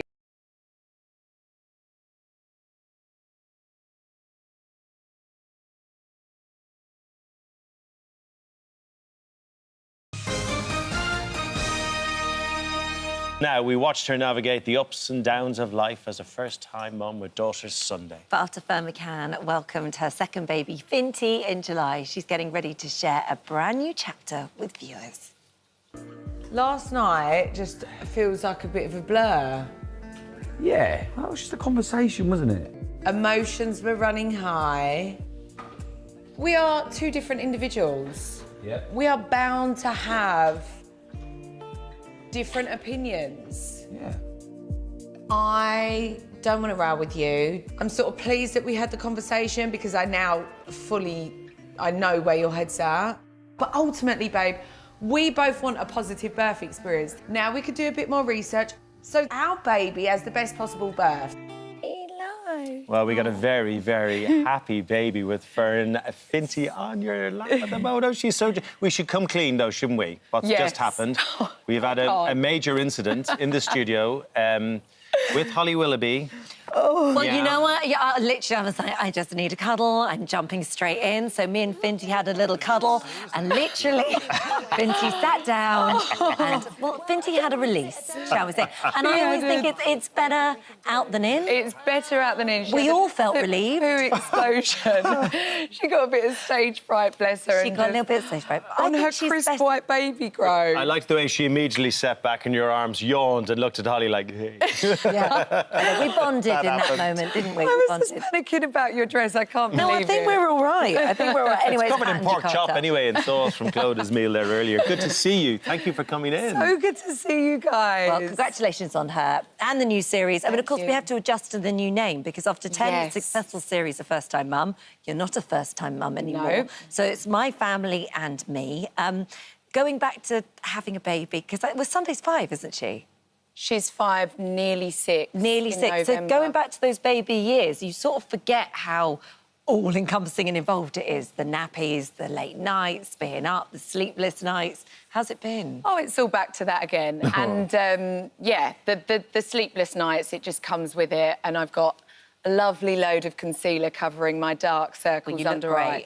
Thank you. But, yeah, it's been a really nice experience because obviously doing it with Laurie this time, whereas with Sunday I was a single parent. But he's such a hands-on dad, but I'm doing the night feeds. I just don't see the point of having two tired parents. Yeah. So it's a lot. Divide and conquer. But she's so chilled. She's just such a very content relaxed. little baby. Clearly. Yeah. How would Laurie have dealt with that little poo situation just there now? Is he a quick changer? Oh, he's brilliant. He's like more hands-on than me. Yeah, he's great. What about Sunday then? Because she's had to adapt to being big sister. Well, I was really nervous thinking I didn't want her to feel left out and where she'd had me for such a long time, but she's been great. She's just gone back into year 1, back to school. But she loves her. But also, she loves her, but she's not obsessed with her. You know, it's like, oh, I bet Sunday's loving being a big sister. She's got her own little life now, so she's focusing on that. But she's been great with her. Oh, good. She's an absolute dote of a child and so bright, just watching everything that goes on. I think you got a genius in your arms there. You really have let us into your life because the cameras were there for delivery, the whole lot. Yes, I was just watching that little clip there and me and Laurie was having a little domestic, because I'm not going to lie, this for me feels like the first... It's very, very real because they were with us so much and I was pregnant, I was hormonal, we'd just launched a brand new business and tensions were definitely running high. We were deliberating, going back and forth over home birth, hospital birth. So the cameras definitely caught some of our little bickers, but obviously we got over them, had a baby, and yeah. That's part of life, though, isn't it? You've got to, I think people can see through it now. I know. You've got to be real. You can't self-edit. You can't, and it's impossible, especially when you're so comfortable with your crew and they're with you all the time. They catch every moment. And they caught the birth. I'm so excited. I'm so unbelievably excited for the birth because I haven't been able to speak about it yet because we filmed it for the show. But guys, the reason why I think she's so calm was because I didn't push. Like, I did not push. So, I mean, there's going to be mums going, why, you lucky thing. How? No. What happened? Are you allowed to talk about this? I'm going to give you a little teaser. I breathed her out. I breathed her out. I didn't do any work. Well, I did, obviously, but I was just the vessel and Finty birthed herself. She knew what she was doing. It was the most unbelievable. It was... I won't go into too much detail. I got my home birth. Oh, good. But it definitely took a turn and... yeah, it all went very, very quickly, but it was amazing. And I surrendered. I know that sounds... I go into more detail, but I literally just surrendered and she just come out into the world. She is a dose. Would you look at her falling asleep there? Oh, baby number 5, anyone at home? What are you thinking, no? No? Well, Do you get the baby feels when you see it? Yeah? All the time. Yeah? All the time. I mean, you were talking about that possibly having another... Definitely. If I had a birth like how Finty was born, I would have another one tomorrow. It was amazing. She's lulled you into a full sense of security now. You'll have another one. You'll end up with triplets. My mum's probably watching this thinking, no more. Trust me, I have 4. It's easy. It's easy. Have you got 4? Yeah. I thought 3's a good number as well. Wow. Well, we've got the puppy. We've got a lot going on.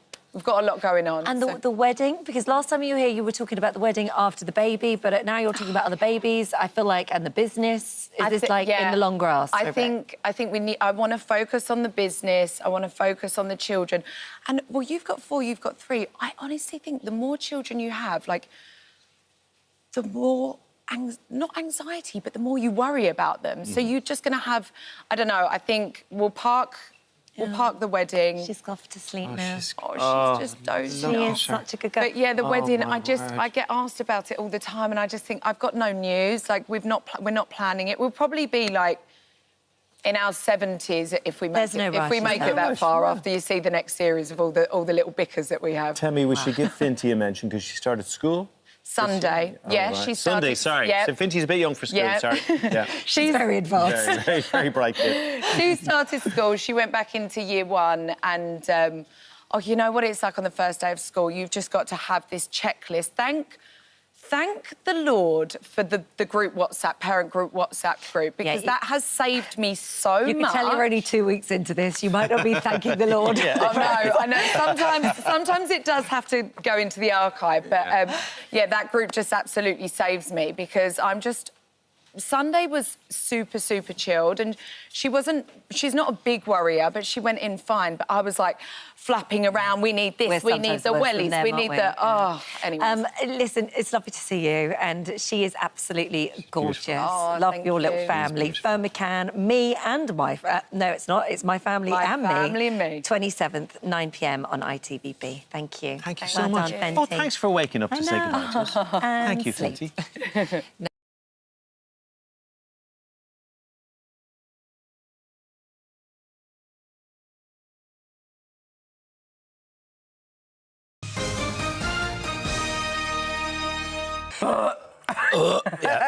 You've just brought the fruit in. Why have we got this here?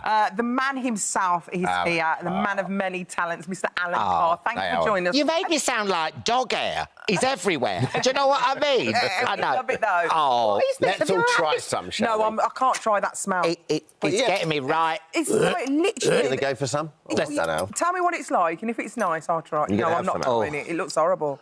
It looks like scrambled egg, doesn't it? Oh, God. Is it nice? Oh, no, that's not... Is it not nice? No. Take it away.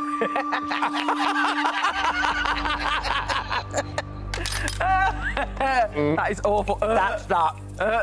Do you want can I get rid of it? Yeah, get rid. Yeah, it's a tissue. We did have a tissue, but don't worry. Oh, sorry. I'm sorry. I thought I was back at home. I'm so glad I didn't try it. Alan. I feel bad about being sick behind your sofa. I'll clean it up. I'm not a savage. What is that smell? So bad. It smells so bad. Really, oh, gosh. Can you get rid of the tissue? I think I can smell it in the tissue. I think I'm going to be do that? Anyway, it's so good to see you. Yeah, isn't it? It's so lovely to see you. It's like I've come in here and trumped.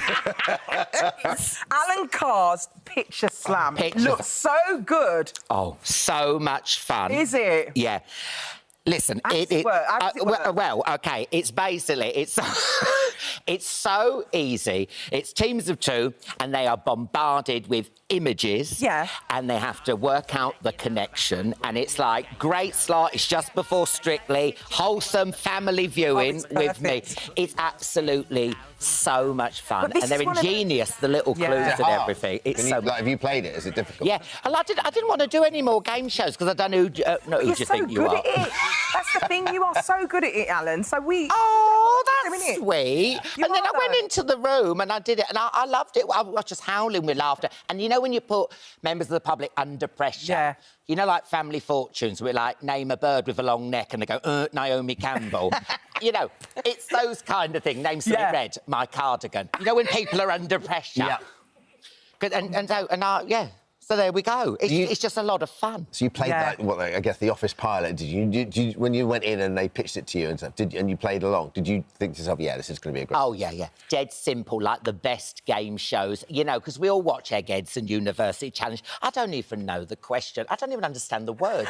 So this is like you can sit down and just enjoy, you know, Granny, the kids. Yeah. You know, I'm not like the sharpest knife in the drawer, so that's good. I always wonder when I watch it, do you ever get nervous to do game shows or speeches? I get so nervous. Actually, one involved you. Do you remember when I won that National Television Award? Oh, a little bit there. No, listen. I went up there. My mind, as always, went blank. I wasn't expecting to win, and all I could think of in my head was that funkypigeon.com. That's all I could think. I remember going... do a speech, and that's all you could... Yeah, and I just went, funkypigeon.com.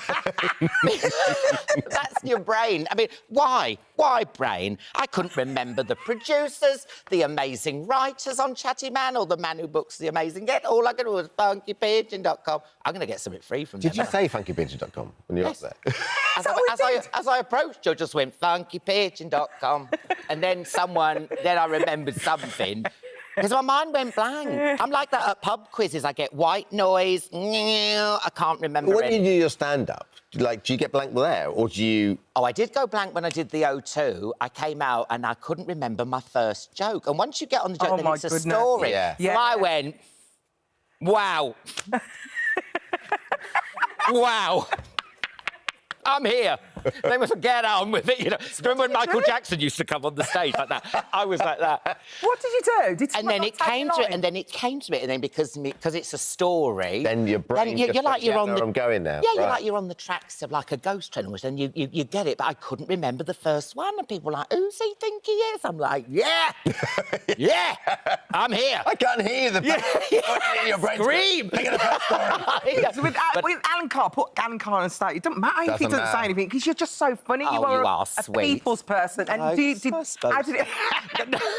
did you get on with all the contestants? Were they lovely? Oh, they were really lovely, really great. And we spent a whole week up in Glasgow filming it, and it was just so fun. Loved it, really loved it. Let's talk Drag Race. You back on the panel?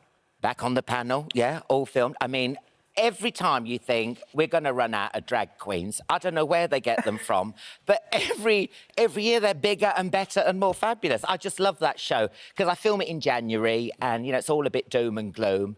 And I just live in this marvellous world. And is it nice not to be the only gay in the village? Yeah, it's nice to do a show where I'm not the gayest people there. You know what I mean? Yeah. Let someone else do that. But they really up their game every single year, don't they? I know. I mean, I did it last year and they were incredible. Yes. So what's this year going to entail? Is it well, you know, I can't say anything. You know I can't. I don't want to get in Mama Rue's bad books. But they look good, though. But they look sensational. And, you know, you'll get different kinds of drag. You know, you get the high-fashion ones, you get the talented ones, you get the lip-syncing ones. So, yeah, you're never bored. I just love it. I guess now, as well, you're sort of in a position with Drag Race where you've got kids that have grown up watching this and then going, well, this is my, you know, I can be myself here. Like, kids, you know, probably young kids when they're watching it, and now they're come of age as adults, they can go out there and probably, you know, be the peacocks they've always... Yeah, and what I love about Drag Race, you can watch it for the dresses, you can watch it for the comedy or the lip singing, but you can also watch it because you've got these heartfelt stories of people telling how they found themselves through drag. So, you know, it's like Barocca, that show. I just feel great.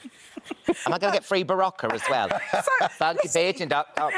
You are the busiest man. No, seriously. I know, the busiest man I've ever come across. The fact that you're doing this ABBA show, Yes. I had a dream. Oh. How was that? That's a lovely show. Oh, that must have been a dream for you. Well, listen, I spent a whole month in Corfu, and that's why I am huge. That's why I'm wearing a smock. Oh, I am so fat. And I love the Greek food. Dips, dips, dips. I love all the dips.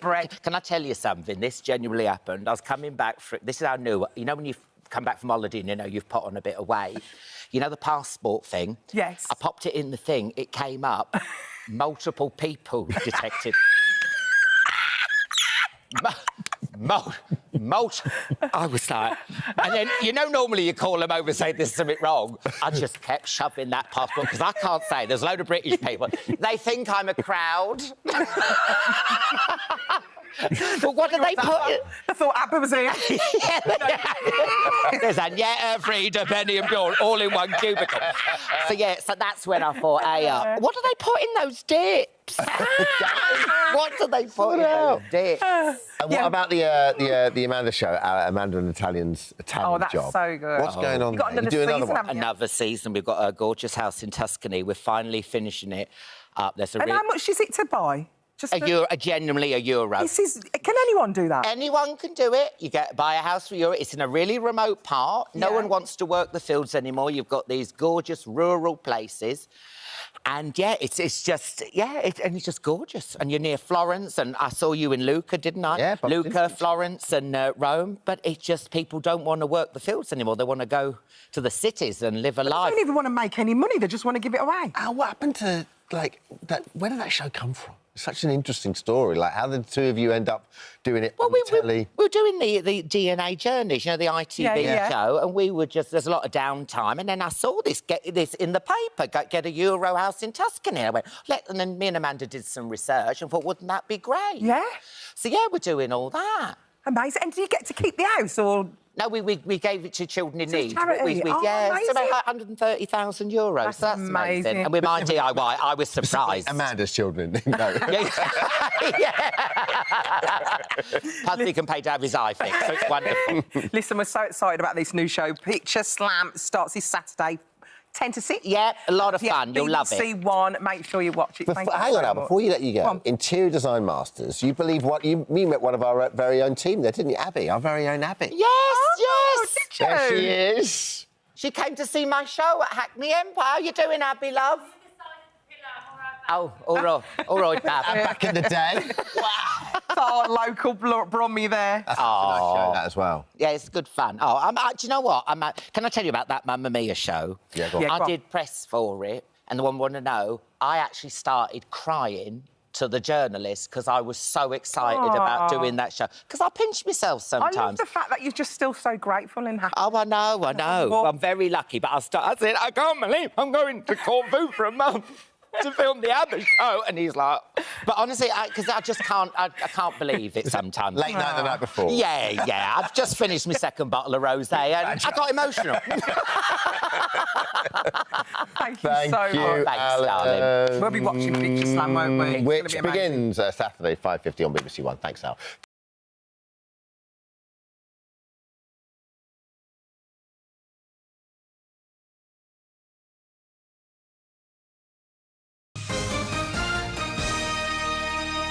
Now, you're going to love this, because our next guest became Britain's youngest boxing Olympic medalist at just the age of 17 and was one of the youngest ever British world champions by the age of 22. Yeah, now, Bolton sportsman Amir Khan is finally opening up about life beyond the ring in a new memoir, Fight for Your Life, and he joins us now. How's it going? Away, guys. Oh, welcome Thanks back. So lovely to have you. So you've got your autobiography. Yeah. Let's take a look. Amir Khan, Fight for Your Life. Yeah, ignore the early pictures when I was young. I mean, now immediately. It's so hard to find the pictures when you're writing a book. They go, find these pictures. Yeah, I don't know where they find them from.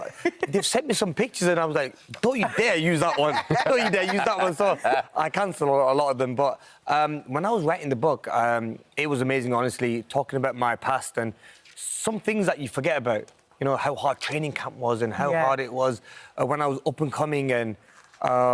you know, how I used to appreciate just having a pair of my first boxing gloves. I remember they were white ones I bought when my dad bought me. And was then it nice reflecting on those memories, Was it lovely to look back at those days? It keeps your feet on the ground because it makes you realise how hard my dad had to work as well by picking me up from the mosque, taking me to the gym, and the gym was like 20 miles away, and every other day he would take me there to training, and then if I had to come to London, he'll drive me all the way from Bolton to London. Sacrifice parents and it make, was sacrifice, and you know, without him, it would have been very hard to be in this position. But he always supported me, and when you're young, you always take that for granted, don't you? You can't help but take it for granted because you're kids, you know. So you just, it's just what my mum and dad do. As you get older, I think you probably appreciate. I've got my own kids now, so I know how hard it is. And they want to go, Daddy, we want to go here, we want to go here, and I'm like, oh, I can't. I'm pulling my hair out. But I mean, it was hard for him, you know, and he still managed to do this for me and take me to that next level, and that's what pushed me on to take boxing as a career. Are you missing it? Like, you've been out of the ring a while now, so I mean, it's such a tough thing to get out your system. I do miss it. I mean, you know, I went to a boxing event the other day, and I was sat there thinking, wow. I mean, I sold the same stadium out in Manchester, and I was like thinking, I wish I could do it again. But like I said, I don't know if my body's gonna let me. I mean, the pains I've been having. I am 36 now. No spring chicken. But you still look good though. You're still training, and you're always busy. Not to be honest with you. I'm not training for probably 2 years. Really? Honestly, because, I mean, my wife's having a go at me as well, saying to me, now, look, you need to hit the gym. You start to get a proper, like a dad's body, you know, a dad body. And I'm like, look, instead of walking into a gym, I'd rather walk past it. Forget that. I mean, I've trained so hard on my life. 27 years. 27 years fighting at the highest level, travelling and being away from family. Now it's time to just relax and... Are you a good relaxer? Can you chill out, or do you need to be busy? You're that sort of person who has to be doing something. Recently, I've started realising that I am more of a chilled out person, whereas before, probably I can say about 6 months ago, it's only recently this is, 6 months ago, man, I was like 100 miles per hour. Hey, you could join the Dual Men's Club. You know what? Congratulations about that. Thank you. Congratulations, because I saw that, and can I get one of them as well? Because the thing is, though, Amir, when you're boxing, like your chill out is almost enforced, isn't it? You have to rest, you have to relax, you have to sleep, you have to take naps. You know, it's quite a rigorous regime that actually involves doing like a fair bit of nothing as well and rest, isn't it? Whilst training, I mean, whilst training, I spent a lot of time in America. Most of my training was in Los Angeles, and you wake up in the morning like 5 a.m., go for a run, you're knackered, you're tired, you come back, you try to sleep a little while, you know, just to get a couple of more hours in. Because as soon as you sleep that little bit, you wake up and you're back fresh again. And so we try to have like I sleep then, I wake up, have my breakfast again, then have lunch, then hit the gym again. Then when I come back, I try to have another nap. So them naps make a massive difference. Right, but this is just I guess is your point, is that's the routine and the regime that basically when you're in training you follow for 27 years. But can we go back to like the origins? Listen, when you the reason you sleep is because you're dead tired, you're so shattered from the training. I mean, they've got you up at 5 o'clock running the hills. When you first started, what got you into boxing at the start? Were you a naughty kid? You just have a lot of energy? What was it that got you into? So what got me into boxing? You was a naughty kid. I was very naughty. I can see in your face. Really? I reckon your dad thought you were naughty. Let's get him in the gym. So I was always misbehaving. They were getting a lot of complaints from school. This is in primary school, and my dad took me to a gym around the corner from where we lived, and I loved it. You know, walking into that gym. Now, thinking about it, it was a very old gym, very small gym, very damp. But you know when you can see... and it was cold outside because it was winter when I went there, but inside it was all steamed up. They had all the sweat. They had, like, the condensation of the windows and stuff like that. But I loved it. I was like, wow. And it was quite dirty as well, but I just loved that, how people were hitting the bags and people sparring, and I took a liking into it. And were there many Asian kids involved in boxing at the time? At that time, there was no Asian. And it's all in the book, because I talk about this in the book, where there was no Asian kids boxing then. I went into a gym and I would stand out. There'll be a lot of white kids and black kids out there. But you know what? It was amazing to see Asian and, you know, there was hardly any Asian kids there. But the thing is, now you walk into a boxing club, it's full of a lot of Asian kids. So in a way, it's inspired. So you're a big part of that legacy, I mean. Trailblazer. I try. I mean, look, I did boxing because it helped me a lot. I mean, look, it's put me on this platform. I've got my second book out now.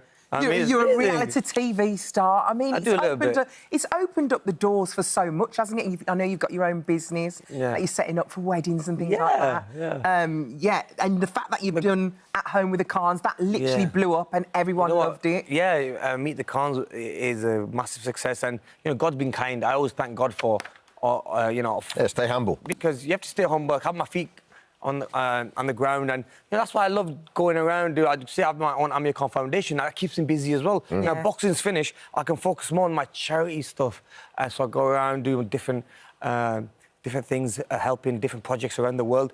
But it's I still keep busy though. I mean, when Meet the Khans came about, when they pitched, have you seen it? When they pitched it to you, were your initial thoughts? I'm running for the hills, or were you? Nah, did you sign up to start with? Was you like, how much? No. I was show me the money. When they first come, I was a little bit nervous because they want to stay with you 24 hours. Yeah. They want to see behind the scenes of everything. Yeah. Now, when you fight and you box, people get to see a bit of behind the scenes, but they literally want to live with you. They want to see you wake up. And I'm like, I remember one scene, me and my missus are in bed and I'm reading a book and I'm thinking, this is not right, this isn't right. Obviously, did you have to put some boundaries in place? Yeah. Pillows in between us, and everything else. And I'm like, this is not right, this. But then, look, people took a lot of liking into it, and they're like, the messages I was getting, people said, we love seeing you guys. Because people have always thought that I'm that tough type of guy. Yeah. Because I'm a boxer. Yeah. They probably think, he's going to be arrogant, he's going to be tough. He's not. He's still strawberries. Still strawberries. I do. This is what you want to get to the bottom of, don't you? Yeah. That moment was like, I really wanted to eat them. I can't. Look, they stole the strawberries, but I can't believe how much I actually wanted you to eat them. No, we ate a few of them, but I just couldn't help eating all of them. I mean. But why did you tell the camp? In the end, I don't know why you actually told the camp. Right, you think he should have just taken the basically, to the grave. I didn't want to tell the camp. You should have taken it to the I was with Ian at the time. He's a great guy, isn't he? I said to Ian, lovely guy. Yeah. And keep it to yourself. He said to me, I need to tell the team and I go, why are you going to tell them for? Because you're just going to, you've ate them and with me and now you're going to go and tell them. Perfect crime. Yeah, so basically, as soon as they told them I did wrong as well. I said, I didn't eat them, which I did. I had cream still on my face. I'm in a cat outfit. It was crazy. I mean, the way it all happened, it was you not... You had done that with Safe. I was in there with you. Oh, I'm telling you, we would. Would you finish them all? Every single one, everywhere. Taking it to the grave. No one would have ever found Exactly. That's what I like about you, man. This is the book. It's absolutely amazing. Amir Khan, Fight for Your Life. What a fight you've had. Yeah, man. What a fight you've had. It's been love to the family as well. Love to the family. Yeah, cheers, I really appreciate it. Thank you. Brilliant. Oh.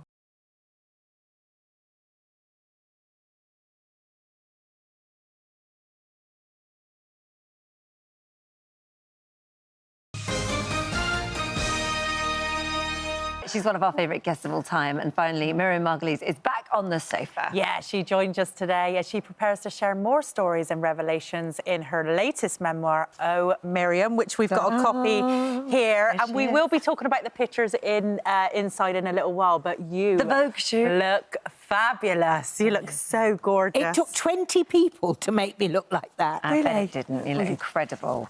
So this is your second instalment of your memoir. Now, the first one was in the top 10 for over a year. And amazing. I'm so rich and so grateful. Think of the radishes you can buy now. Well... No, but I mean, it really astonished me, and I'm thrilled a bit. So, did it surprise you? Of course it did. I'm not a writer. Come on. But I am now. I am now. I think what you are is you're incredibly honest. And so how you tell your stories is exactly how they happened. And I think that sort of really warms to people. And in fact, the title, Oi... Oi, oi, oi, Miriam. Look, I may be Jewish, but there are limits. No, it's Oh, Miriam. Oh, Miriam. And that is because that's the phrase that many people have said to you, which is what I was trying to say. Sorry. I know, in varying tones of despair, resignation, disgust and affection. That's what they say, Oh, Miriam. So I thought it was a good title. And even the exclamation mark there has a little bit of a meaning as well, doesn't it? Well, it might to you. Oh, does it to you? Well, it looks a bit interesting. I think it's about a very good design. And the lady who designed it is called Sarah Artoon. Oh, good name. And she's English, and she's brilliant. And I think that's what's going to sell. Not what's inside, what's outside. No, I think it's I hope inside, so. with a little I bit hope of outside. so. When you look back at all the stories, hey, you're really good at remembering all the stuff. I always think, God, how would I remember? But do you think, looking back, that you've learnt a lot? Do you think you've changed? My friends say that I haven't changed, that I've always been as naughty and as outspoken as I am now. I think I've learned kindness more, which I think is the most important thing. Yeah. To be kind. That is more important than anything. Absolutely. But otherwise, I'm sort of perfect, really. I've got to agree. Something you talk about in the book as well, and you'll often talk about this, it's not a subject you shy away from, is sex. And you think we're actually a bit useless of talking about these things. Look, darling, I know you're at it all the time, and so are you, obviously. I'm not. I'm really not. But I'm 82. Yeah. I've just come back from Australia, and I went to a rather curious sort of old rocker place called Nimbin. Oh, yes. And it's great fun, and I steamed my yoni. Oh, that's your... What does that mean? It is. Well, think about it, and it'll percolate. It's Gwyneth Paltrow did a bit your of front steaming body. your... It's your front body. Underneath. OK. And it's did me a world of good. That's all I can say. It was very nice. You just put a big saucepan of mint, boil it, and put it in the commode or whatever. Yeah. You spread your legs, spread your other, everything you can spread it, and woo! And it's lovely. It's very comforting and just make sure the water's not too hot. No, obviously. You have to be. It's not like Alice Spears. It's not like that. It's peaceful and pleasant. Nice. And I think it awakens something that had been rather slumbering. Really? Yep.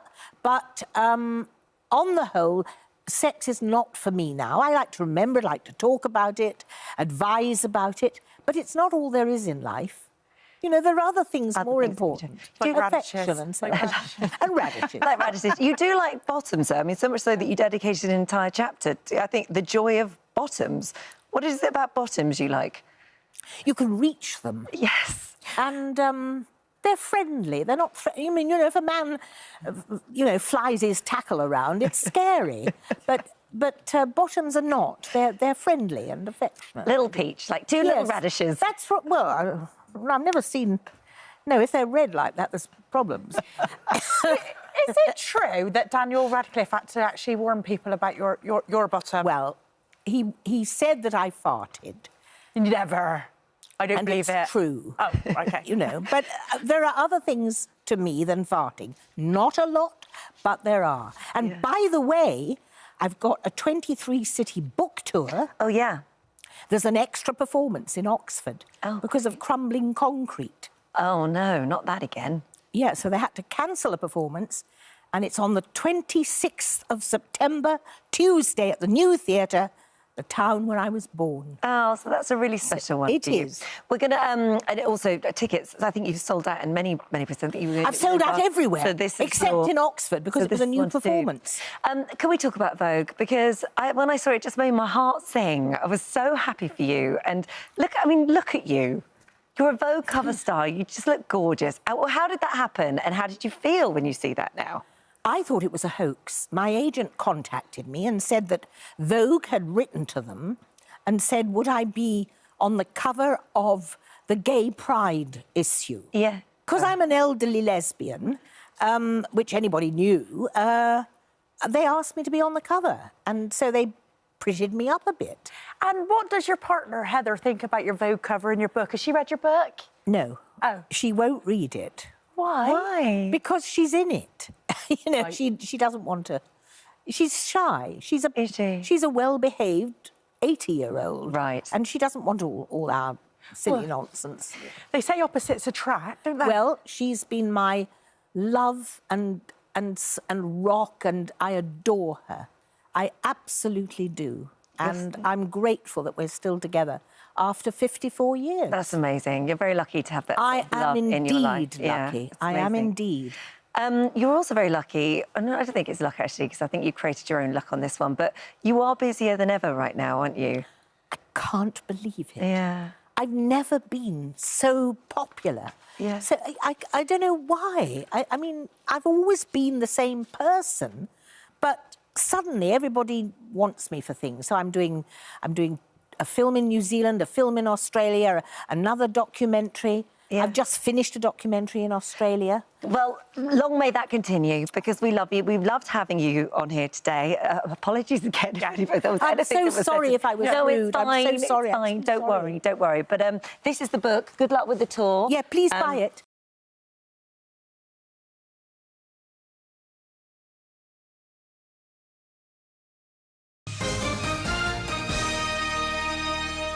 Oh, Stefan Dennis and Rebecca Elmaloglu, who play Paul and Therese, are here now to tell us more. It's so lovely to have you in the studio. Thank you. Good to be back. Oh, yeah, that's exactly what I was going to ask. It's How like does a it whole feel home to week be... for me. Yeah. How does it feel to be back in action, back on the street? Yeah. Wow. And when did you start filming? Well, we've actually been filming for, what, 5 months now? Yeah, for a while now, since Yeah, April. we came back in April, so yeah. It's been a long sort of, you know, to the launch. It's been a long shooting sort of time, isn't it? Yeah. It's been, I was going to say, like, emotionally, you guys must be all over the place, because you just get your head round something, like the end of an era, really. It was like goodbye to something. I was getting my head around the fact that I'd gone into early retirement. Well, that's it. That's the thing. I mean, it was, you know, that was it. It was gone. We were all bereft. Yeah. And then suddenly, quite quickly, it came back. So how did that work? Did someone ring you and say, oh, I think it's going to be saved? Well, no, it was really interesting, because we honestly thought that was it. Yeah. Gone. You know, when we actually, by the time we finished the finale, that was it. The show was gone. That's history now. And so we never ever thought it was going to be picked up. We always sort of had hopes for it. And then it was really funny, because it happened to me first, didn't it? Jason, our executive producer, called me at 8 o'clock in the morning. And as I say, I'd gone into semi-retirement at this stage, so 8 o'clock in the morning, I'm still in bed, baby. Yeah.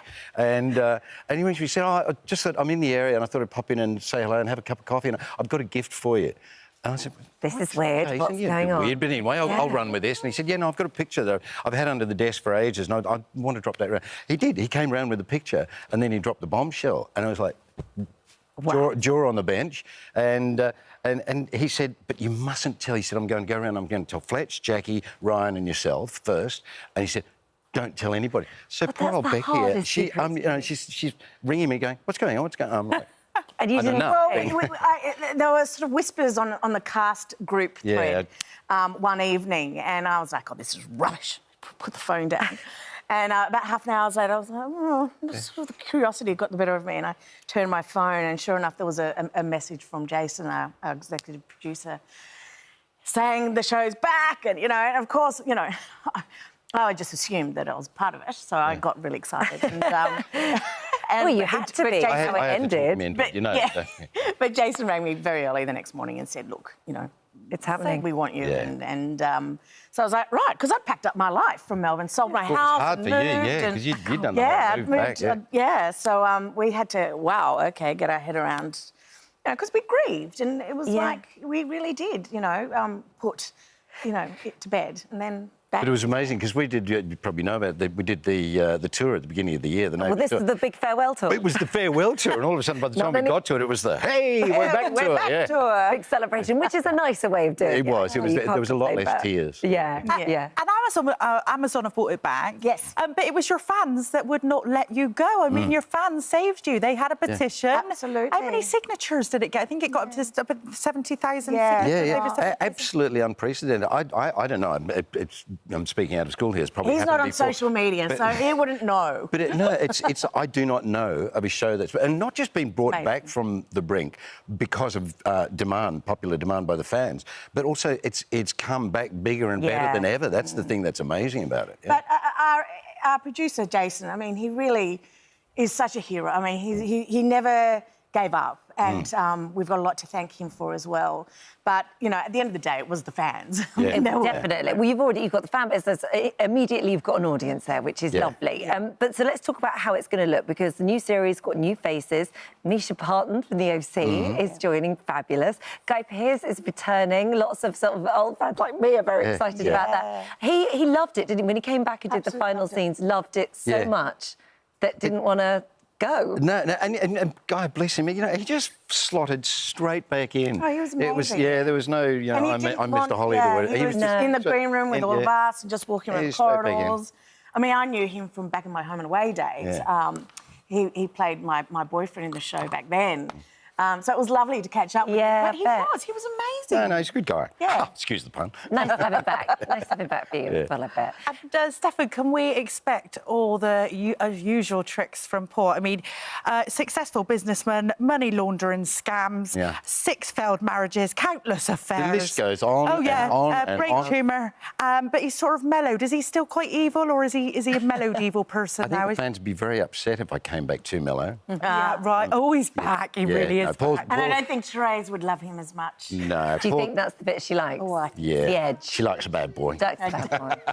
Cool. Well, I mean, actually, where does that go then? Because the final episodes, it was like they'd rekindled. Yeah. So in my head, it was like, oh, well, that's it. They're actually going to get their happy ever after. Yeah. And now they're coming back. We've ruined that, haven't we? Because they can't possibly, surely, maybe for a bit. You've got very It all went silent. We're not allowed to say anything. Yeah, we could tell you and tell you all, but we'd have to kill you.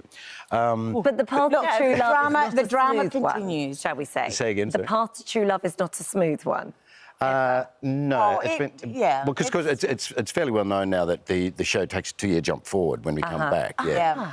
So I hope I haven't let the cat out of the bag there. No. I think it's pretty well known. Say that. It's pretty much the only thing. So the chances of them being together over those 2 years with your history is quite slim, I would say. I mean, I'm just guessing. Do you think? Yeah, no, and I want you to keep guessing. Yeah. Right, OK. Yeah. Wow, You don't give too much. We're good. Secret. Very good. No, come on, love of Paul's life. So what are you going to do? That's right. I mean, I don't know. It's so exciting. Look, the fans are really going to be blown away by all the storylines and all the wonderful new cast. It's just, it's really, really exciting. It's got a quite completely phenomenal. different look. I was going to say, quite phenomenal what we filmed in that 5 months, in that short 5 months. Yeah. God, it's been packed in. Yeah. It's amazing. So it's really, and I'm, obviously I'm selling the show, but you guys are going to be so pleased. And we're really excited. Tonight we launch the Neighbours Experience in Shoreditch, where they've recreated some of the sets and have brought a lot of the costumes and all these sort of things. So if you're a real fan... Which is over the weekend. Yeah, it's completely so I think you immersive can still which is great. rock up and buy tickets.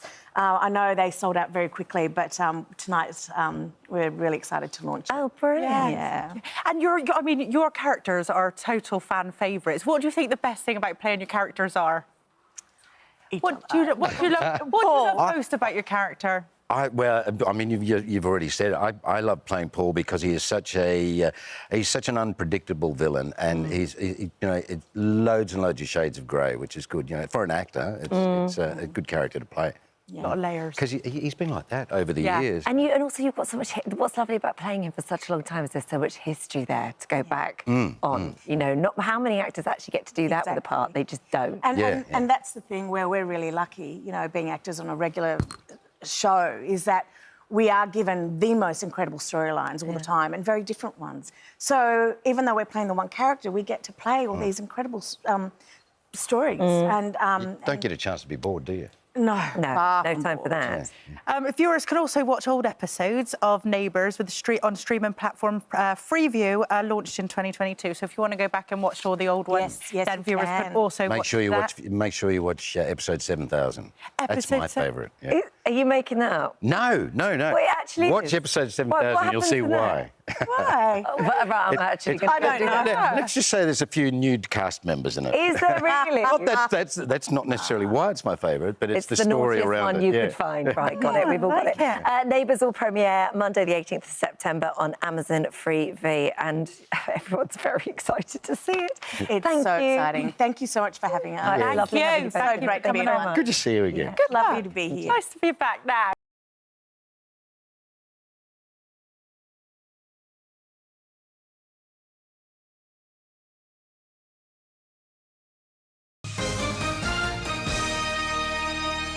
Now, we know our next guest for reuniting long-lost families and helping uncover who's hiding behind the mask. But now Davina McCall is showing off her talents as a matchmaker. Yeah, all this week, millions of us have watched new romances develop in ITV's My Mum, Your Dad, and last night the sparks really started to fly. Eye contact, remember? Oh, they look really cute together. Yeah, they do. Oh no. Going in for the hug. After falling in and helping each other back out the water, it's custom for a peck on the cheek.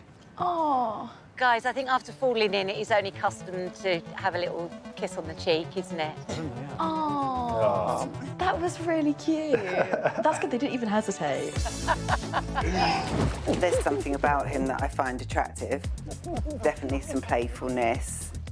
And that is why we're all hooked. I know. Davina, hi. Look at that. It's real. The eye contact and everything. Firstly, we've got to say congratulations. I'm just going to read a few here because I think that this is important. The Independent described it as groundbreaking. The Guardian and the Telegraph awarded it 4 stars, calling it hilarious and genuinely poignant. Thousands have said it's heartwarming and refreshing on social media.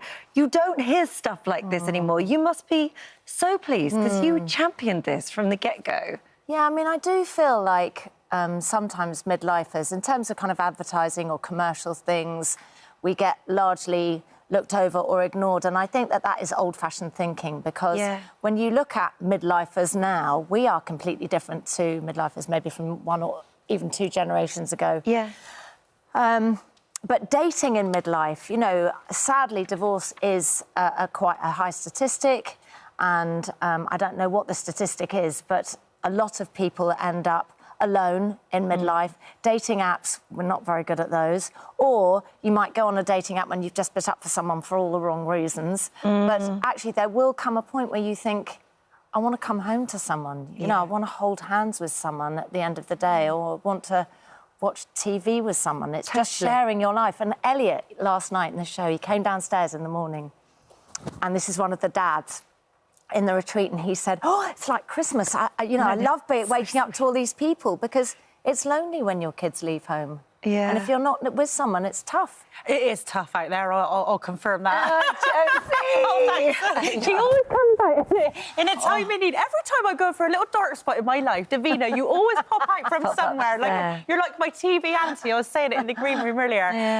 But so how do the kids come in then? Because people sign up with their children. How do they help their parents? So the kids nominate their parents for starters. So they drop them off at the retreat, and they're driving their parents like you would drive your kids to a party or something, and they're going, now, don't do that thing that you always do. Christian was going to his dad.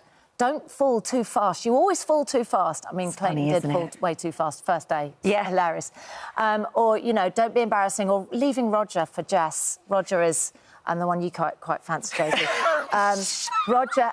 Roger, did I not? Was I not supposed to say that? OK, sorry about that. But Roger lost his wife, you know, and Jess taking him to the retreat was like saying, I'm giving you permission to start a new, sort of side of, like, a new chapter to your life. Yeah. Everyone's fallen in love with Roger, haven't they? Everybody has. You're not alone. I saw him yesterday. He was on Lorraine yesterday, and I came upstairs and I saw Roger and his daughter, and it was like I just had to go and give him a massive hug. And I think that's the thing about this dating show. You know, we watch Love Island, we watch other of these shows, but what this one changes is that you're slightly not expecting the emotion that happens. Yeah.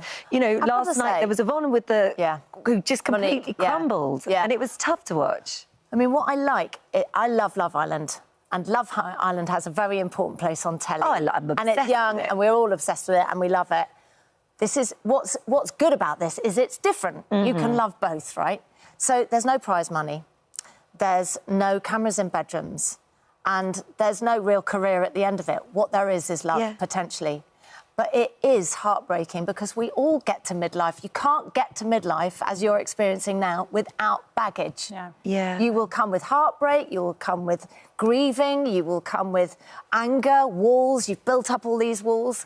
And the kids are trying to help secretly, because the parents don't know they're doing it, navigate their parents through this quite difficult experience and help them find someone. So when you've done this experiment, and it's not that I want to fast forward to the end, although I really want to know if anybody finds out, so I'm not going to ask you that, but Can you turn it around? You know, a lot of them are coming in and they keep saying, I'm rusty and I've forgotten, or my self-confidence is so low, or I'm meeting the wrong person.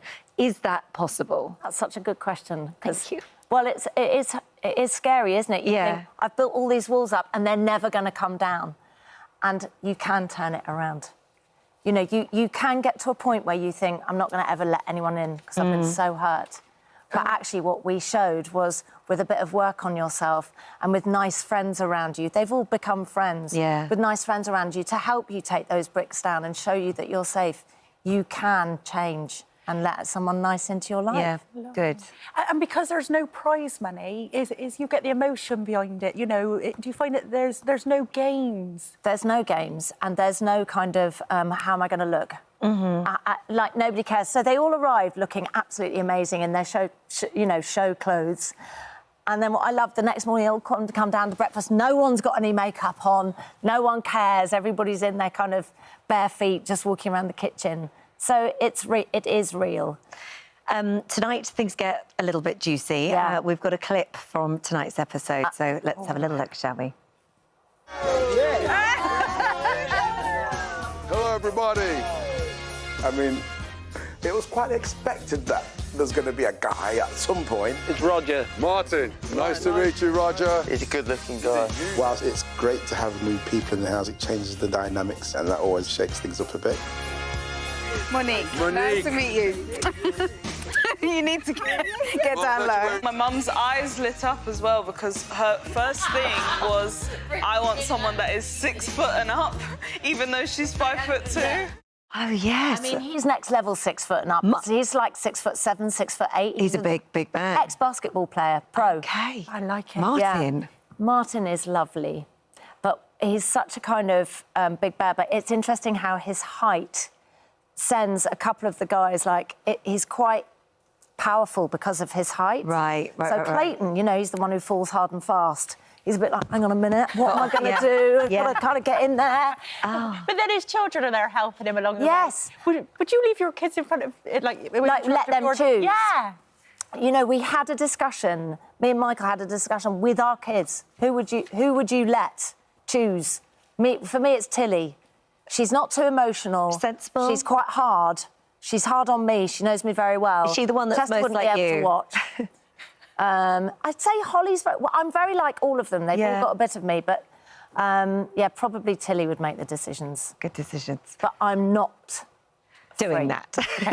No, Michael, very much he's got a not. lovely chat. We love him. Yeah, we all love him. Obviously, you two being back on the sofa. I know, it's so good, isn't it? For Big Brother fans. I mean, it was the last Big Brother on Channel 4, I think, that you won, didn't you? Yeah, Davina was there. It's amazing. They called my name. I thought, oh, dear, like, what have I done for the first So you should explain what was happening here. I got so excited.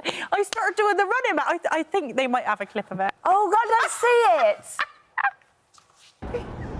Josie Gibson.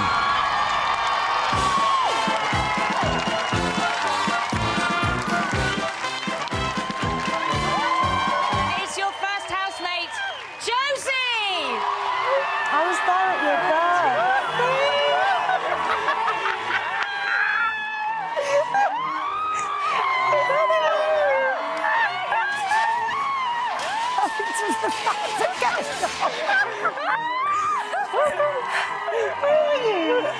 Oh, my God.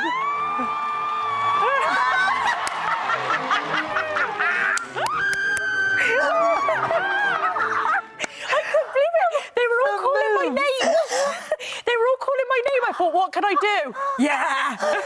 But do you know what's nice is, I mean, in a time when lots of people aren't really real, Josie, the reason why you won is because you are the most real person I know. Do you remember John James? I remember John James. Of course, I remember John James. Yeah. That was so funny. I was so in love with him. You were so in love with him.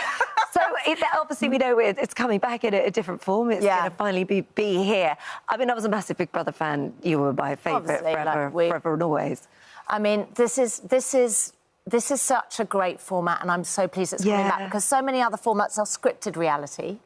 And there is nothing scripted in Big Brother. You know that. No producers coming in to tell you what to do. The only person you talk to, which is always filmed, is Big Brother in the diary room. And that is it. So it's really, really real. Really real. You go back to being like a child again. It's incredible. And I cannot wait to watch this show, Davina. It is immense. We needed something like this. We really did. So thank you. My mum, your dad, 9 p.m. It's on for the next 2 weeks on the weekdays. And you can catch up the last 2 episodes. So nice to be here. Thanks. So lovely to see you. They were nice to see you too.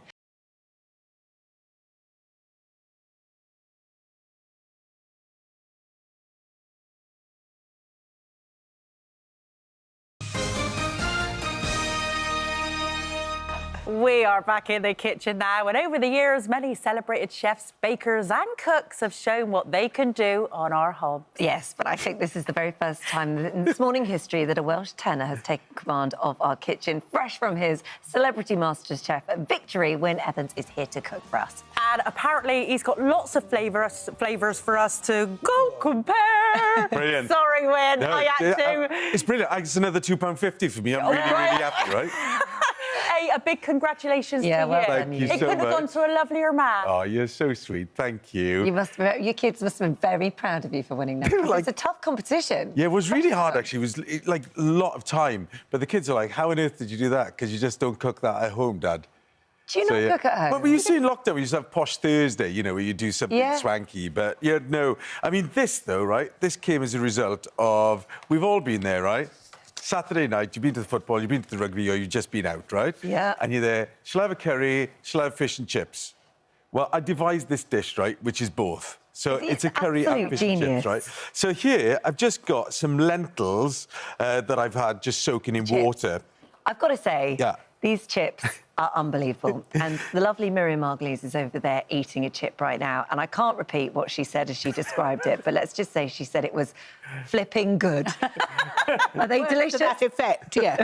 Exactly. Are you the guy from the commercial? I am, yes. You've lost a lot of weight. I've lost about 6 stone. But I've been just following you around today as people just throw radishes in front of you, like rose petals. Well, this is better than radishes. And you've got a lovely singing voice, by the way. Thank you very much. Really wonderful. You're very, very kind. Thank you. So back to the cooking briefly. So I've got my lentils going, right? So into there. This is the secret, right? You've got to add mushy peas. Yeah. Right? So just get loads of mushy peas in there. I put cream coconut in there to give it that kind of dal feel. Wow. And then I put some chilies in to give it a bit of spice. This is just madras powder. Sorry, when you said add mushy peas, like tinned? Tinned mushy peas, yeah. Oh, my God, that's so good. A little bit of madras powder. Chuck that in. That's looking good. Some fresh coriander over the top, right? And then really stir it in, get it all going so that it's all working together. Those peas... They're amazing. ...are incredible. They're like in the middle of something else, You aren't can they? eat that. I mean, that is like it tastes kind of... It's like a vegetable curry. It's delicious. Yeah, they are really nice. And then a few, as you come to serve it, flaked almonds on the top, Cheap to make. Cheap to make. Really cheap to make and really quick, actually, because I always avoid lentils because I kind of go, oh, how long are they going to take to do? But actually, like, no time at all. Yeah, or you can use tinned ones, right? Do you tend to sing when you're in the kitchen? Do I tend to sing? If I'm in a hurry, it's Cardiff curry! Something like that, right? But do you know the worst thing on MasterChef was, right, is that I sing all the time, right? But look, I'm going to base this at the same time. So I've got some spices in here. This is the secret here, mango spice. Mango spice, right? Mango powder, you just get it in any Asian supermarket, anything like that. It's fantastic. And here I've just got some coriander. Again, look, if you haven't got time, just chuck a bit of madras curry powder in or hot curry powder, whatever you fancy. Whatever you've got. That is so yummy. Good. And then I'm basting the fish. Oh, yeah, in MasterChef, right? So I start singing all the time, because I sing at home all the time. In fact, I did sing the national anthem once, do you remember, for St David's Day? Oh, yeah, on St David's Day, And you called me a legend, and I've dined out on that ever since. Oh, you are a legend, it's true. So there we go. Anyway, you got to wash your hands now. Culinary legend as well, you can add to that list. What did you say? I didn't hear you. I said culinary legend. I was quite pleased I got it right the first time, and then I had to repeat it, and I slightly panicked. A bit boring, right? Tiny bit boring. So here, I'm just going to make a quick batter, dead easy. Flour, bicarb, you chuck a bit of beer in, right? And you just got to keep stirring, otherwise it's going to get properly lumpy. So you just keep going, bit by bit, adding a bit of beer at a time, and it's really easy. And if it is a bit lumpy, just keep whisking. So, anyway, you just keep doing that, And then to that, to the batter, I'm going to add fresh chilies. Oh, wow. Yeah, it's amazing, right? So loads of fresh chilies, if you like it, like, quite spicy. Really Then this mango spice, get a bit of that in there. Loads of salt and pepper, loads of fresh coriander. And you basically get your fish, right? It is so easy. You get your fish, because you kind of go, oh, I don't want to do the fish myself. And you just stick the fish into the batter. Yeah. And baste it both sides and let it sit in there for a minute. And you can see it's, like, kind of coated now. The layering of flavours that you do is what makes the MasterChef difference. Yeah, I think it's using lots of spices. Yeah. Even though it feels like a faff the first time, then after that it's dead easy. Yeah. It's really easy. Yeah, yeah. Anyway, this is where I kill us all and set fire in the kitchen. Oh, my God. Right? So Hold on you get to it. your fish and you chuck it in the oil. And it does that lovely sizzling thing. And then it practically overheats. And I've got to try and turn it down. And you can see it goes crispy in no time, but you've got to cook it for about 5 or 6 minutes just to cook the hake inside. What oil is it that you use? Just vegetable oil. Just vegetable oil? Yeah, just vegetable oil here. I'm going to move that off the heat. God, that 'cause really it's cooks getting really so fast, hot. doesn't it? Yeah, it just goes really, really... Look, you can see the fish won't be cooked inside there now, but you can see... Oh, lovely. It's really crisping up. So that oil is probably a tiny bit hot at the moment, OK? So normally you'd have it not quite so hot that and leave it in longer? Exactly Okay. that, right? So... Why don't you use olive oil? Because olive oil doesn't work really well at a high heat. Sunflower oil and vegetable oil work much better at high heat. I never knew that. Yeah, so you shouldn't really fry with olive oil. Miriam, do you cook? No. But I believe in olive oil, you see. OK, yeah, I use olive oil at home, right? It's really nice. Just not for frying? No. So there's your fish, right? Ready. Bit of salt on the top. Now, this is the thing. Spices in a pan, right? This is basically just crushed chilli. It's yellow from turmeric. And you get a bit of Madras curry powder in. And you literally use it like salt. So normal chips, right? Yeah. Cooked, parboiled and then fried. Then you get a little bit of it like salt, excuse my fingers, and you just chuck it over the top. And that's what the chips are. But would you not then put it back in the oven, or you just keep it like that? Just do it like that. Just eat it like that, and it's absolutely delicious. Well, they are really delicious. Yeah, so, yeah. Super crispy. Win! Yummy. You're so clever. And this was your winning dish? This wasn't my winning dish, but this was one of the dishes that got me through to the final. So I wanted just to be inventive the whole time, try and do different things. I loved it. Oh, my God, I absolutely Well, you loved definitely impressed the judges on MasterChef. Let's see if you've impressed Miriam over there. What do you reckon? Brilliant. Delicious. Can I have a cuddle after? No. Oh, okay. I'll do more than that, love. Look, if you want, you can put a radish in as well, right? Oh, my God! You can. No, seriously, this is the secret ingredient that you always need to stick in, a radish. I always carry one in my pocket, never without it. Well, you've met your match over there. Bonded over radishes. Thank you. Win! Thank you so much. Thank you. Always a joy to have you in. Now, for the details of today's recipe and more delicious ideas from our This Morning chefs, they're all available on our free This Morning app. Right.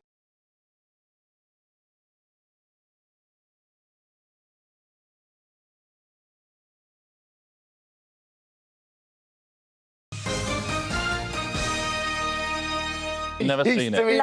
Hello, both of you. Game show guru. Oh, hi. But selling over 10 million books and worldwide for his thrilling series, The Thursday Murder Club, is now undoubtedly the king of crime. And as he prepares to release his fourth instalment, Richard Osman joins us now. Good morning to you. Richard. Morning. It's so funny because the majority of people watching this will go, the only thing I need to know about this interview is the book is out on Thursday, because they'll know exactly what we're talking about. This is it. It's been long awaited and they're ready for it. For anyone that's been hiding under a rock, we should just explain, because the story was inspired a little bit by your mum. Yeah. And really it's a story about friendship. It's a thriller, but then it's got a lot of comedy. It's got real heart, I think, is what people love. It's got heart and murders, and that's what British people like. Yeah, it's about it's the fourth instalment. It's about 4 people who meet in a retirement village. They're all in their late 70s, early 80s. One is a former spy, one is a former trades union official, a former nurse, and a former psychiatrist. They're unlikely friends, and they solve murders. But as you say, there's laughs in there, there's sadness in there, there's tears in there, but there's also murders. And yeah, it's the fourth one.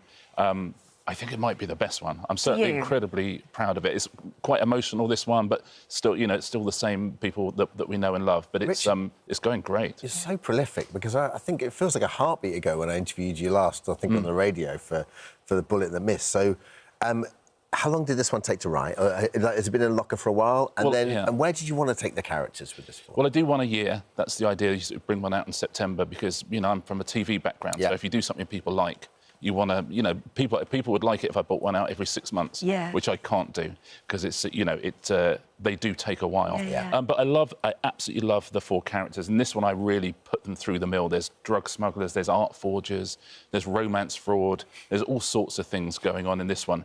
But yeah, it's essentially, it takes all of that year. That's why I don't do telly anymore. I haven't got time. Apart from this sort of lovely busy thing. being a successful author. I know I need some forest sound baths. That's what I need. But it must be so much fun to take when you know you've got this vision for your characters when you do the first book, and obviously it takes off so well, and then you're kind of, I guess, playing in a sandpit as to where, and then you can really kind of embellish them and, you know, make them so much more well-rounded. Do you have an idea as to who these people were when you first started? Yeah, are they different people now from when you started? Not massively. They're sort of the same, but of course, when you write something, people come and talk to you about the characters. Lots of people love Joyce, who writes a diary through the book, and we just got these tote bags called "What Would Joyce Do," which is a very good question for life.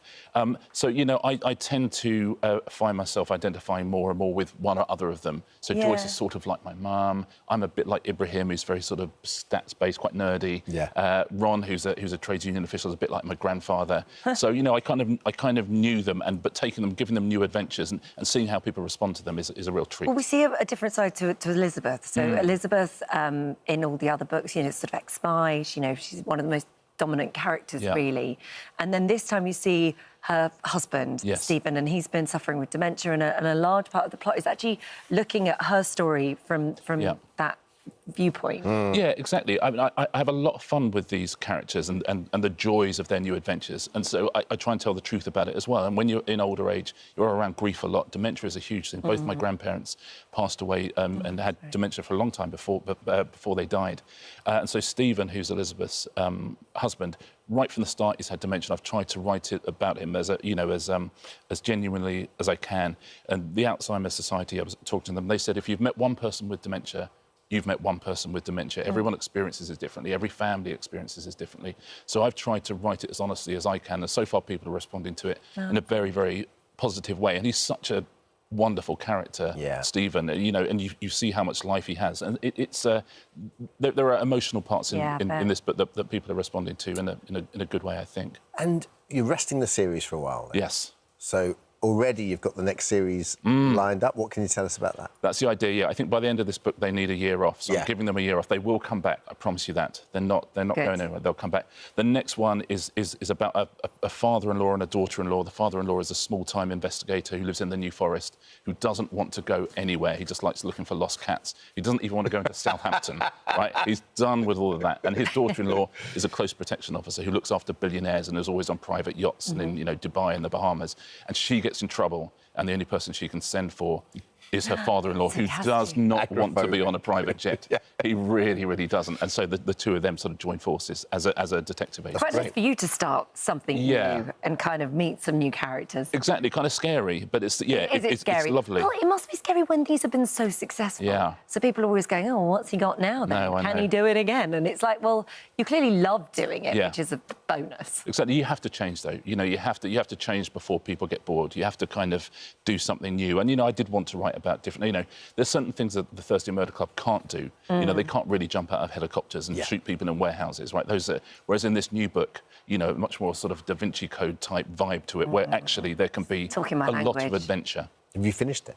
Oh my God, I wish I finished it. Where are you? I'm about 20,000 words through so I'm maybe a fifth of the way through. Fifth of the way through. Yeah, something like that. But it's I like the characters at the moment. It's all about characters, these books. Oh, good. Well, we know that within this book, although they're being rested for a while, there's been through threads from the previous 3 books that all get tied up here. Yes, so I think everybody will be left very satisfied. I think so. I think anyone who's enjoyed the first 3 will absolutely love it. Yeah. So here it is. This is it, The Last Devil to Die, and that is out on Thursday. It's so lovely to see you. Oh, Thank you. you too. Thank you very much, and good luck with this. Thank you. The next one.